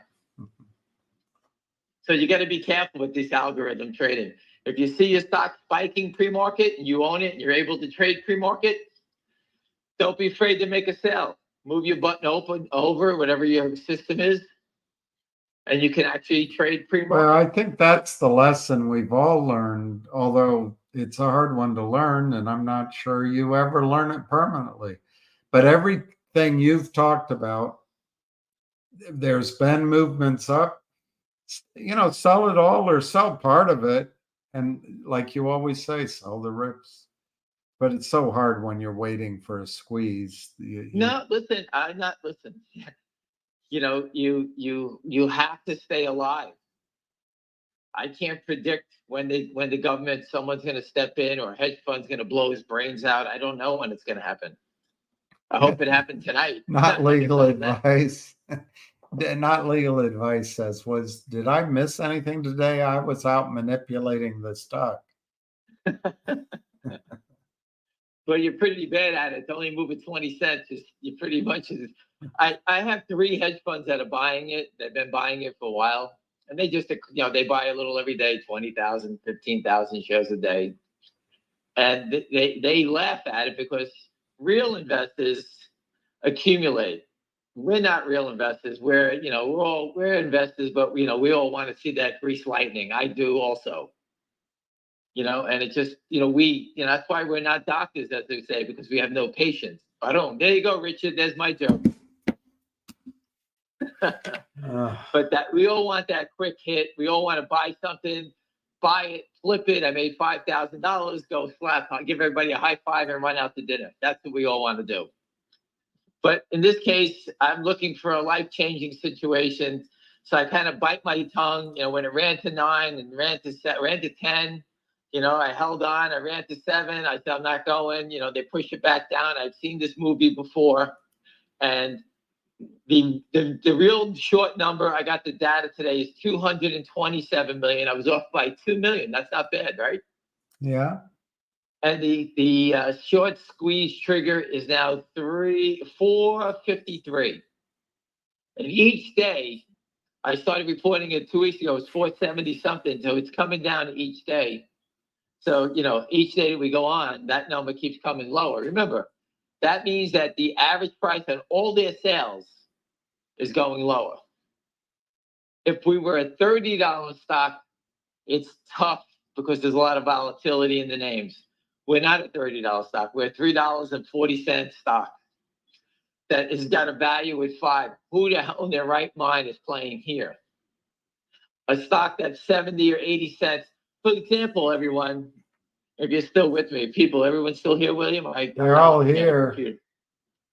If you look at KNW, and the reason I bring it up is I have nothing against the company. I could care less. The CEO signed a deal with Lynn Partners and gave him $12 million. They put out the fancy press release, all that stuff. But if you read the details, it's a debt spiral note, meaning they get more shares as the stock goes down when they convert the $12 million back into equity. So they're going to sell as many shares as possible, and then the stock is going to collapse, and they're going to get as many shares back as possible to cover the spread. So they sell it at 70 cents. They're going to buy it back at 1 penny. They'll make 69 cents, 50 million times. Right. And that will destroy the market cap of the company. That's just the CEO signed the deal. That's their future, and that's just the way it's going to be. Yeah. And I look at the stock every day, and there's no volume. And the last 2 days, there's been about 600,000 shares of volume, all basically in the same spot. What does that tell me? Okay. It tells me that Lynn Partners has found a bunch of brokers, paid them some money, and they're buying the stock. And the brokers are getting paid off to buy the stock. That's my opinion. That's dirty play, and that's what I see going on. Because no investor, if they read anything about this company on Twitter, would sit there and say, what's this debt spiral note? I try to warn everybody as much as I can, yet somebody's buying 500,000 shares of the stock, and the only way that Lynn gets their money back is converting their debt into equity. Are you kidding me? They're not going to let it go up. They're going to push it down. Every SYTA, Lynn destroyed that company. All their stocks, RWLK, they destroy them. They reverse them. They kill them. They slaughter them. And you're telling me they're going to be good? Look at Finger Motion. Finger Motion has had a deal with them, paid it off, and we can't get rid of them because they're so short they can't get away. We have nothing to do with them. And here they are. Every day we have manipulation. KNW is going up with the $12 million note. That tells you 100% that Lynn Partners is trying to get people to buy that stock so they can recoup their $12 million. And we're destroying their business model by alerting shareholders about the fraud that's around them. So what are they doing? I guarantee you they found a money manager, a broker somewhere to pay them off or promise them something, and they're buying stock and putting their clients into it. So the clients bought 300,000. Lynn Partners made 70 cents. If they sold every share today, they made $210,000 today. That, my friends, is real. That's what happens on Wall Street. That's how dirty these guys are. You say, how do you know that? Because I hear it every day, and I hear about these things all the time. They send their investors to death, and they don't even care. So if the guy walks into my office and I'm a broker and he throws, here's $50,000, I need you to buy 500,000 shares of the stock. Sprinkle it in all your clients' accounts. And you say to them, what's going to happen to it? Oh, it's a good company. They're working on dialysis. Yeah, okay. And you get paid $50,000 in cash. So instead of making $5,000 in commission, you just made 50. These brokers will sell you down the river in a second. Was I clear on that, William? Yeah. And that's what I see going on there, because there's no one in their right mind would buy that stock with that debenture overhanging it. And the CEO, if he's putting people into the stock, shame on him, because he's going to bury them all. No. But there are no buyers on Wall Street of these small companies anymore. But even if they were, once you study it, Listen, William, and you just a second, just 1 second. The KNW, and the reason that I'm so confident about that they're doing this is because the stock has no volume on Monday, Tuesday. Wednesday and Thursday, it has 300,000 each day. Where did the buyers all of a sudden walk into the Dunkin' Donuts and see the story? Where did they get this? This was the premeditated buy. Tomorrow it goes back down to 10,000 shares.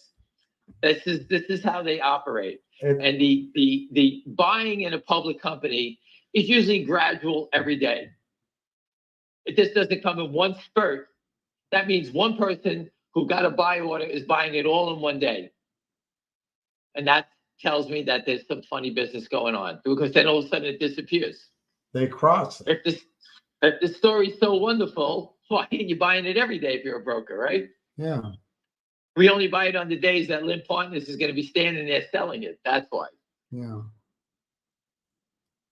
So, I mean, I don't want to listen. I'm not trying to throw a broker on it, whatever it may be. I'm just telling you that's part of the crime. I don't want to drag everybody down every goddamn rabbit hole out there.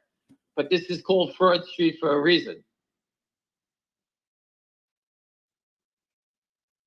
Do you think Lind can lend 12 million to Kurt Kramer for his legal fees? I know Lynn Partners is tied to that Savvy Management, that fat bastard. Jeff Easton's put on some poundage too. Yeah, the two of them are together. Were they at the buffet line all the time? Listen, I'm they one to stole talk. the money, disappear. I don't even understand. Think of the balls of these guys. You stole millions, run away. Once you threaten these guys with jail, it ends in a second. And that's what I believe is coming. The SEC, the DOJ is going to have no choice but to start throwing these guys in jail, because this is what you're seeing now is too obvious. That guy Ian who did those videos on the GameStop and AMC. Yeah, Ian Carroll. I'd never heard of him. He sounded pretty good. Oh, I watched his videos. He's outstanding. Outstanding. I don't know where he came from, but he did a great job, and I love watching it. Yeah, good. I haven't. I'm gonna do it. I'm gonna do it. You haven't watched it yet? Oh my goodness, No, great. Sounds a little bit. His voice sounds a little bit like Ace. He does a great job. And he says he likes to be a teacher, which is, I feel like that's what Ace likes to do. So just people keep talking about halts. Do halts actually stop a squeeze? My experience, no, but I guess maybe they give time to do other corrupt things. I think halt changes the mindset of the longs. I think when the thing halts, you get panicky. You say, "Oh my God, maybe I should take some profit. What is going on here? Why is it halting? How long are they going to hold it up?" When they halt it, I've been in a few stocks that have halted. You hold your breath, say, "Okay, I'm up $30,000. What's going to happen here?" And then halts and it comes down a few cents. You say, "Oh shit, let me get the hell out of it." Your mindset changes. Yeah, that makes sense. It happens to everybody. You start thinking, "Oh my God, what are they halting it for? What's going on?" That mindset sets in. Excuse me. It's just, listen, Wall Street's a head game. The whole thing is a head game, getting you to panic to sell or panic to cover. The funny thing about short covering, you see the panic when they cover in GameStop and AMC. They're just panicking. You saw the panic in their eyes. You see it. Not legal advice. You can't, if you laugh at one thing he says, you only encourage him. He says when they have nothing left, they're going to change their name to Lint Partners. Lint Partners. That's over my head. The lint in your pocket when you have nothing. Let me check. I got my pants on. Let me check if I got any lint. I don't even have any lint. I'm poorer than, I don't even have any lint. I don't have any. I'm sorry. One guy Yeah, Diamond Hands saying that he's probably right. The halts are psychological warfare. Yeah, that makes That's all. sense. It's 100%. That's what it is. Somebody, Listen, it happened to me. You start thinking about it. When's it going to open up? The stock was going. Why they hold it up for? Blah, blah, blah. You know, you start thinking to yourself. When you sit by yourself, you start scratching your head. yeah, but in normal times, if the buying pressure is there, the halt, it just makes it worse. But maybe not. No, listen. In finger motion, it's going to be relentless to the upside. We have one short seller. GameStop, AMC had numerous short sellers. So it's not just that they fold one at a different time. Each one breaks at a different level. This one, it's all or none. When he folds, it's like they're letting the bulls out to run with the bulls. It's over with. There's no stopping. He can't sit there and say, hey, take it to 10. I'm going to go smoke a cigar and see if people come in and start selling. It's going to be buy until there's nothing left because they can't afford the margin. There's no reason to continue to hold the stock down the way they try to do it. There's no reason for it. Make some more money on the short sale, but they can't. You see it every day. They're washing trades to buy more settlement time. They manipulate it down a few pennies, anything. They're trying anything to get you to sell, to buy more settlement time. Listen, they're on death row. When you're on death row, what's the worry? What do you always hear? Oh, I'm going to appeal. They're going to die anyway, but they're trying to get an appeal. That's what they're trying to do. They're trying to stay alive as long as they can. And maybe something will change what's going to happen here. Same thing to the prisoners in death row. We're going to keep appealing. Maybe the court will change their mind. Maybe I'll get another trial. I didn't kill 30 people. It wasn't me. That's what they think. So one gentleman who's a longtime listener, I guess is how you say it, he just is asking again about your finger calls. Do you believe in your calls on finger? John Wydell is asking. Ask him about his finger calls. Is he still believing? Yeah, remember, I still believe in the Easter Bunny and Santa Claus. So take it with a grain of salt. I just described what I believe. I believe that you're gonna get news on a congressional hearing. I believe that Jim Jordan is heading it, and I made my bet accordingly. That's what my bet is on. I didn't buy $10 options. I bought 15-cent options. So my conviction is on a 15-cent option, not a $15. If I was buying $15 options and I was risking $10 or $15 an option, that's more conviction than what I did. A 15-cent options is not a lot of conviction. It's money. Don't get me wrong. I'm not looking to piss away money. I'm just thinking that it was time to take a shot for the home run swing. And I didn't want to buy it for next month because I believe it's going to happen now. If I'm wrong, my timing is off. That's what options is about, timing. Oh, yeah. You're probably you probably will do much better, buying the next month. But, instead of 7,000, I would have to put up 14 or 15,000, and I didn't want to risk that. And if it doesn't work by Friday, you can probably buy the next month's for 15. 10 cents. Yes. So, somebody's asking you your price target. My guess is, I'm not speaking for him. I put my Guess price is target he up. doesn't have a price target in mind. Someone put a price target up on AMC, and I said, that's great. I said, my price target on finger motions, 2,000 or 3,000. I forgot what I put. Ham Guy Bacon, that's a praise of you. They have balls to do all this while the CAT system is going live. Just think about it. It's so crazy that these guys can listen. Forget the CAT system. They're shorting their stock.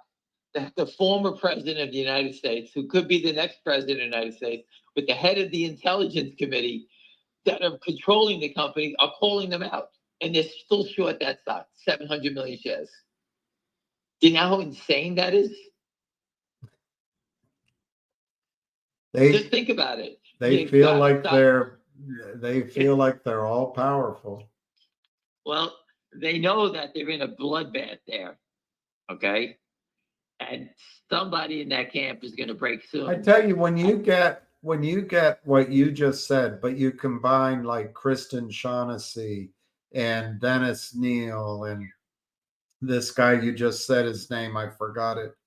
But you're slowly getting a lot of centers of influence understanding this, and they know how to write, they know how to produce, they know how to get a story out. I don't know that this system is going to last very long. Patrick Byrne pointed out that it's very difficult to talk about this with anybody. When you tell them they can sell shares that they haven't located, people's eyes glaze over. He's right.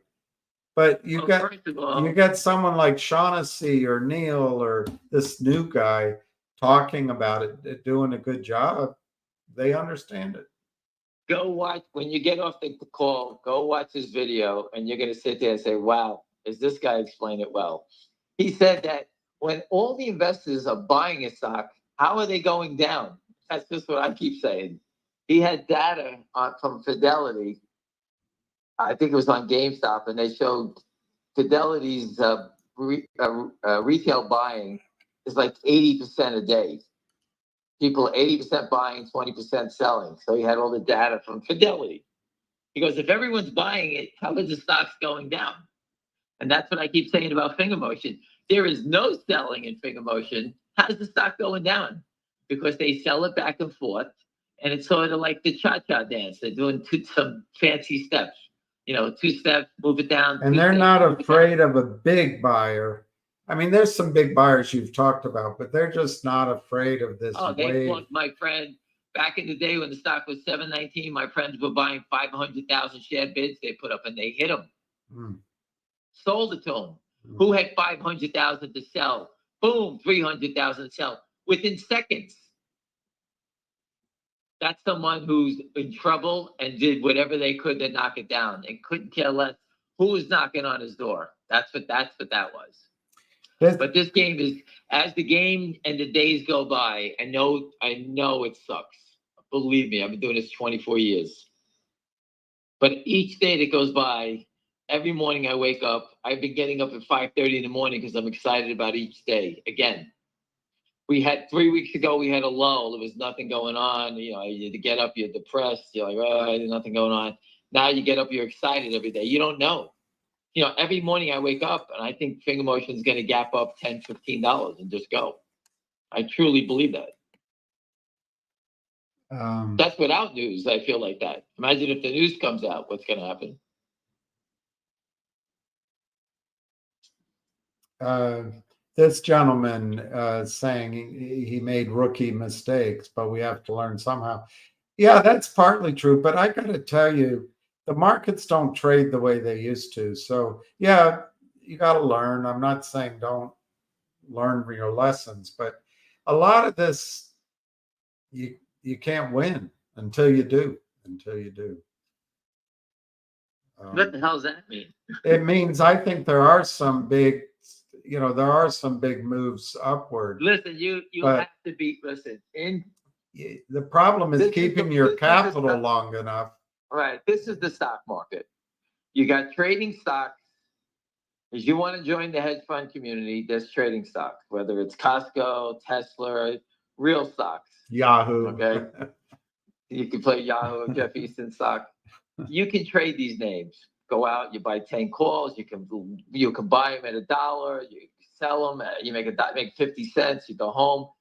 Don't be married to them.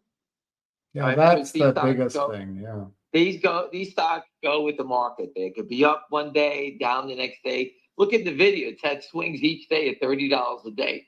But they get to take those short-term gains. 60% of the gain is taxed long-term. So they get all this benefit. It's anyway.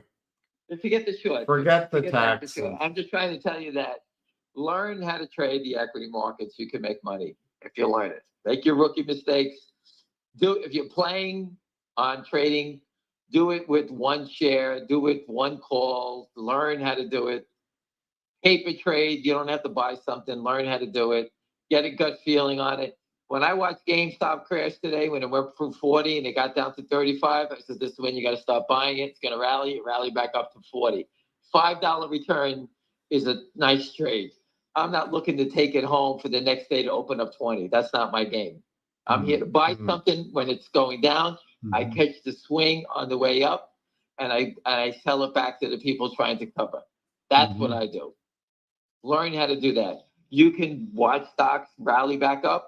If you like, you can short it once you see these start to swing, go the other way. Like NVIDIA, I was calling it to the long side and the short side. So learn that.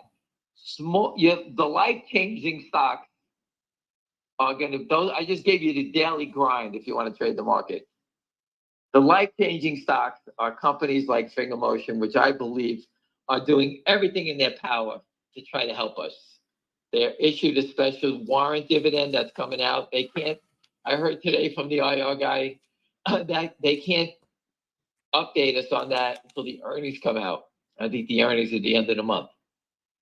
So they have to file the earnings, and the SEC will give the approval on the warrant. So it's the $7 warrant, I think it was. I think it was 7 or 6. I can't remember what the number was.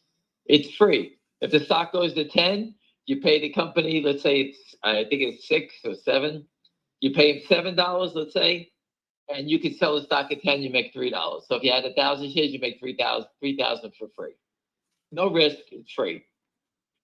And that makes a problem for the short sellers. So if it's a 1 for 10, so if you're short 220 million shares, 227 million shares, they're going to be short another 22 million shares as soon as that's issued. That number goes from 225 up to 250 then. That's another way to keep annoying the shorts. So the company's doing things to help out the shorts. Yeah. To help out the longs, excuse me. They're fighting for you. All these other names, I follow CVM. Friends of mine all invested in it. We all believe. The guy just got positive news from the FDA. The CEO actually bought stock. But the guy, for 20 years that I know him, he's been notorious in raising money. He's like the guy from AMC. But he believes that he's going to cure cancer and head and neck cancer. So, how do I invest in a company that at any given time, if he needs money, he's just going to raise the money. But at any given time, he can have the cure for cancer and the stock can go to the moon. So I kind of stay away from that and I keep an eye on it. But for the most part, I'm not involved because I'm afraid that the guy raises money.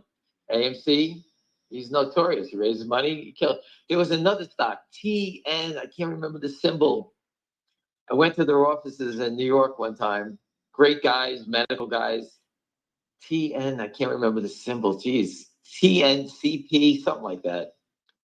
And the guys raised money 10 times. The stock squeezes, he raises money, comes back down, he reverses it, does it again. A year later, he's done it for 10 years already. But he's working on some fundamental cure for whatever the hell it was. I can't remember, but he's like, I got to raise money. What do you want me to do? I'm like, I can't be here because I can't be in the middle of that. I'm not killing my friends over this. This is sort of an old question, but it's worth answering. What if the short seller doesn't have enough money to cover? What if they go bankrupt? Where does the money to cover come from? They have to close this. If they don't have the money, okay, and they're going to walk away from the trade, then we should all get on a plane, go to the Cayman Islands, do whatever we can to become a hedge fund, get a prime broker agreement, and start doing the same thing because it's free money. If it goes against us, we shrug our shoulders and we say we don't have any money.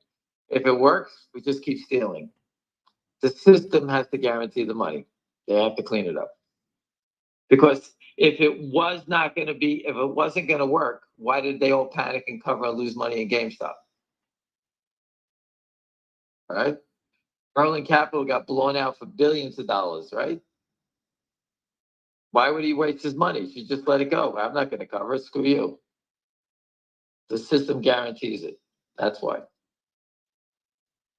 And if they didn't guarantee, I'm giving everybody permission. Let's go. I'll join you. Let's go to the Caymans, open up an account and start robbing ourselves. May not be a bad idea to do it anyway, but let's, you know, you can't beat them, join them, right? But I never wanted to be on the dark side. I wanted to do the right thing. I want to do the right thing for my kids and my grandkids.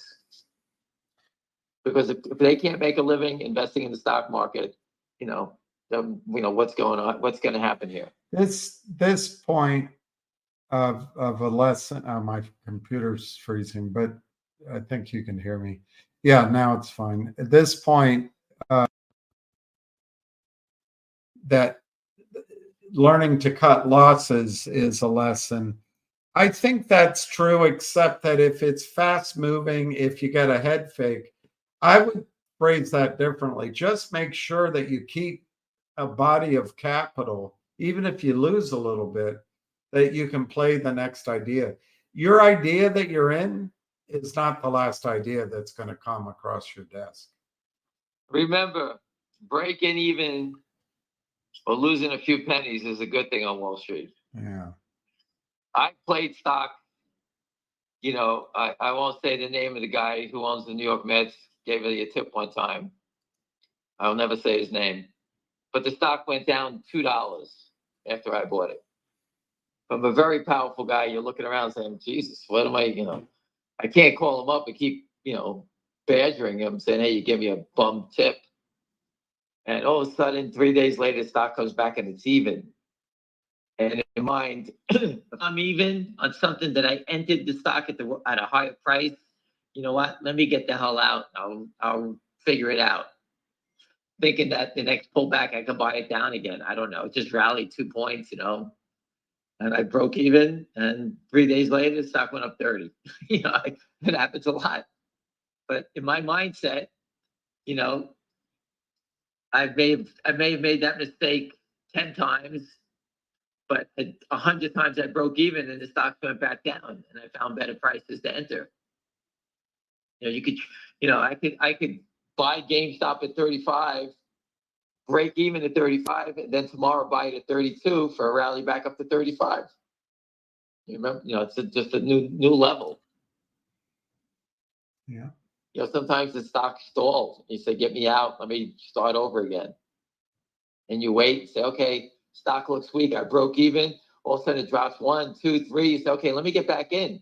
And you try to catch near a bottom, and then it rallies back up again. And then you make it that way.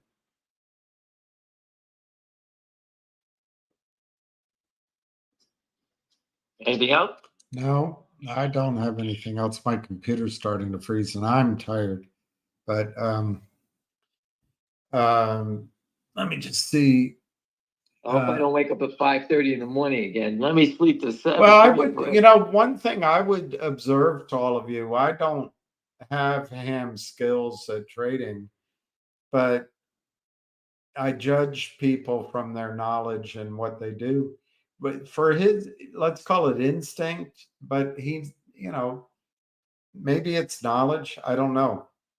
But he senses something, and that's really valuable. It's not just meeting a shoe shine boy. He knows what he's talking about. He's making a bet.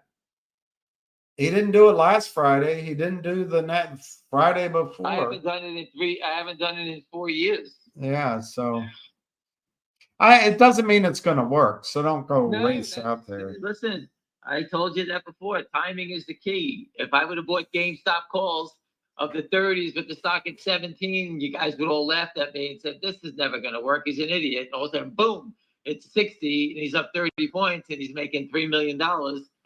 That's, you know, you got to be in it to win it sometimes. And, you know, $15 is close to zero as you can get. You know, they're not giving you for free. So, you know, I'm basing it based on what I heard. I'm hearing that there's going to be a congressional hearing announced. I'm hearing Jim Jordan's going to lead it, and Devin Nunes is forcing it. And he just showed you today. So all the little things that are going in place lead me to believe that it's coming. They can't just duck it anymore. This guy's demanding, and you know, Jim Jordan knows that Donald Trump is behind this thing. So if Jim Jordan wants to be in the favor of the Knicks, it, I look at it, he's gonna make that call and say, hey, I want the hearing. GameStop, AMC, now it's DJT, we gotta get a hearing on this thing. And other people on the committee are gonna say, come on, just political. He's gonna say, everyone's yelling about it. Get a committee going on this. He announced it that they're gonna have a committee on naked short selling. Boom, it's over. Not legal advice says, now you tell me to paper trade. I'm living in a paper tent. Hey, you know what? That's what I listen to at night. I listen to rain on a tent. That's what I listen to. Funny you said that. I kind of like that sound. It's in my bedroom. It sounds like it's pouring. It's a funny story. I was in Las Vegas with my crazy cousin and my son, and my cousin went out drinking, and we're all in the same room. And he hears the rain, and he comes in the room in the dark, like at 3:00 in the morning, and he starts yelling, "Where's the water? This rain's pouring in here." It was the iPad with the rain sound. Oh. It sounds like rain. It sounds like it's pouring out. I always loved that sound of rain. And so that's what I used to sleep with. Brandon says cat system incoming. I hope you're right. I hope the cat. It's going to be approved. Listen, everybody, I can't thank everybody who contributed for the truck. William was a great success. I put a picture of in October 22, I found it on Twitter, of you standing in front of the SEC. Finger Motion had 103 million shares short in October 22. It's on the truck. You're standing right in front of it, in front of the SEC. And I sent it to that guy, Ian Carroll. I think that's his name, Ian Carroll. I sent it to him. I said, this is 2022. And here's 2024. We're still doing it. So I don't know how GameStop and AMC keep getting. I think the big test, I hate to predict it, but it's going to be if the SEC settles with Kurt Kramer this time, I'm just going to be sick to my stomach. The DOJ is going to get them. The SEC does civil, then they pass it to the DOJ. But the last 2 times, this guy's a recidivist. The SEC does not have criminal capabilities. It's the DOJ. They recommend it up. But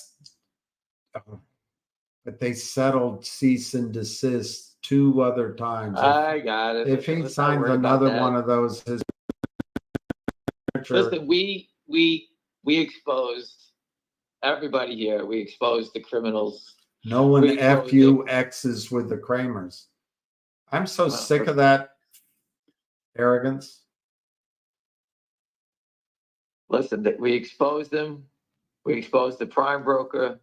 This is just like Credit Suisse. Their client defaulted on Credit Suisse. Credit Suisse went broke, and now they're dumping it on UBS, and they're not happy about it. Things have to be settled. Money has to be settled. The systems have to be backed. That's what the problem is with this whole market, is that it's so over leveraged that everything can implode. It's so big. That's the problem. And they keep letting it get bigger. So they need to tighten credit, shut down these failed to deliver trades. If they start just tightening, all the stocks are going to go up. And I told you, the SEC is probably trying to get the money to get these guys to cover. That's what they're doing. And Finger Motion is just something in the system. There's 10,000 other stocks out here that have these problems. Yeah. But we keep showing them the proof. The truck in front of the SEC is visual proof that we have been whistleblowing. Everyone says we're whistleblowing.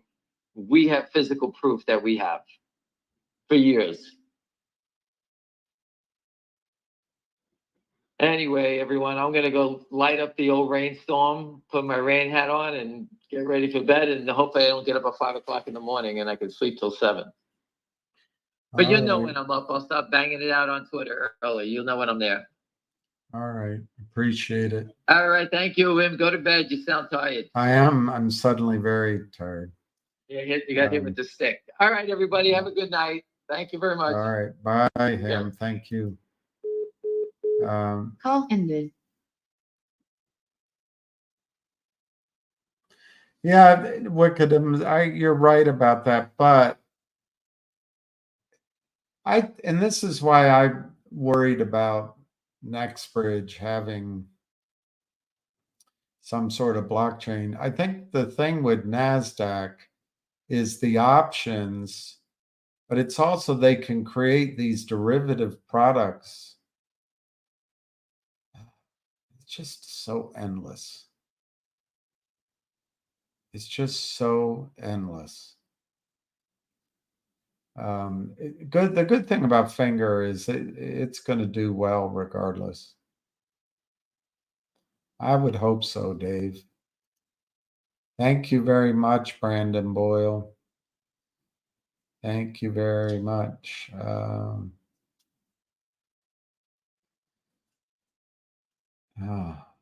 going to sign off.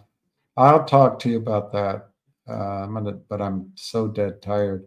Donald, today or yesterday, no, today, I think I'm so out of it. There's a group of stocks that sort of are all in that logic basket. From 2 years ago, Logic spun off GoLogic, and then Logic did this SPAC with Aubrey SPAC, so they spun off CAUD. Anyway, so you have basically 5 companies I can add up that are all from the same tree. And one of them, RCRT, announced its 10Q or filed its 10Q today. I didn't have time to read it, but it's done. That has different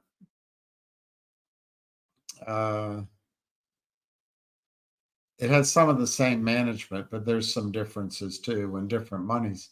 But anyway, so I think Logic, you could expect to see their filing very soon. And that's about all I know for sure. Like I would expect it maybe tomorrow. They're going to then announce their reverse merger. Whether that's spread out over time or whatever, we'll find out.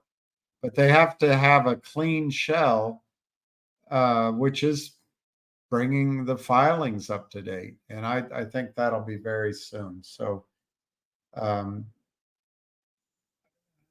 literally, I think it'll be out of the blue when we see it. Now, does it go from 3 cents to 4 cents? I think for sure. But does it go to 40 cents? I don't know. I would more see it as a trade to, it's going to depend on the announcement, but I would say it's a trade to 15 cents, 21 cents, 25 cents, something like that. But it'll depend on the announcement. But Donald, I'll do a better summary. I am just dead tired. I'll do a better summary tomorrow when we talk. But by tomorrow, we might have something to talk about.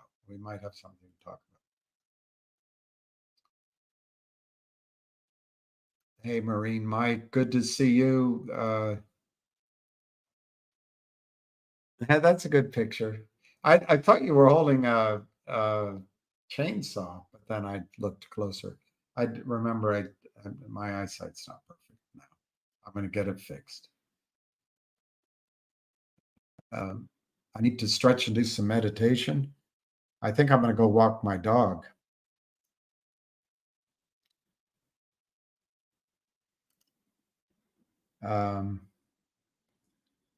Yeah, let's have a good day tomorrow. The stress.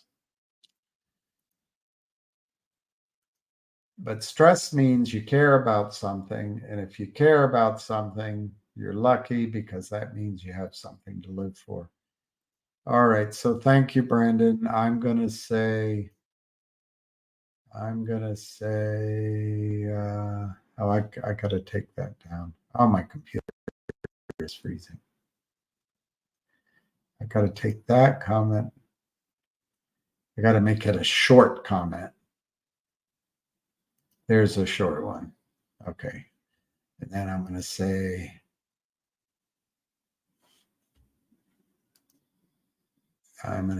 peace, love, and puppies. Peace, love, and puppies. What can be wrong with that? Peace, love, and puppies. All right. I'm going to go to, let me take this down. And I'm going to say good night, everybody.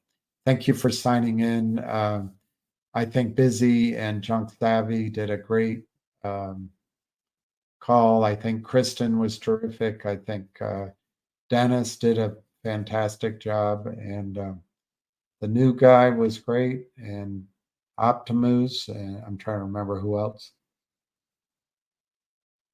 Michael, I guess. Michael. All right. I give up. I give up. I'm going to just end it.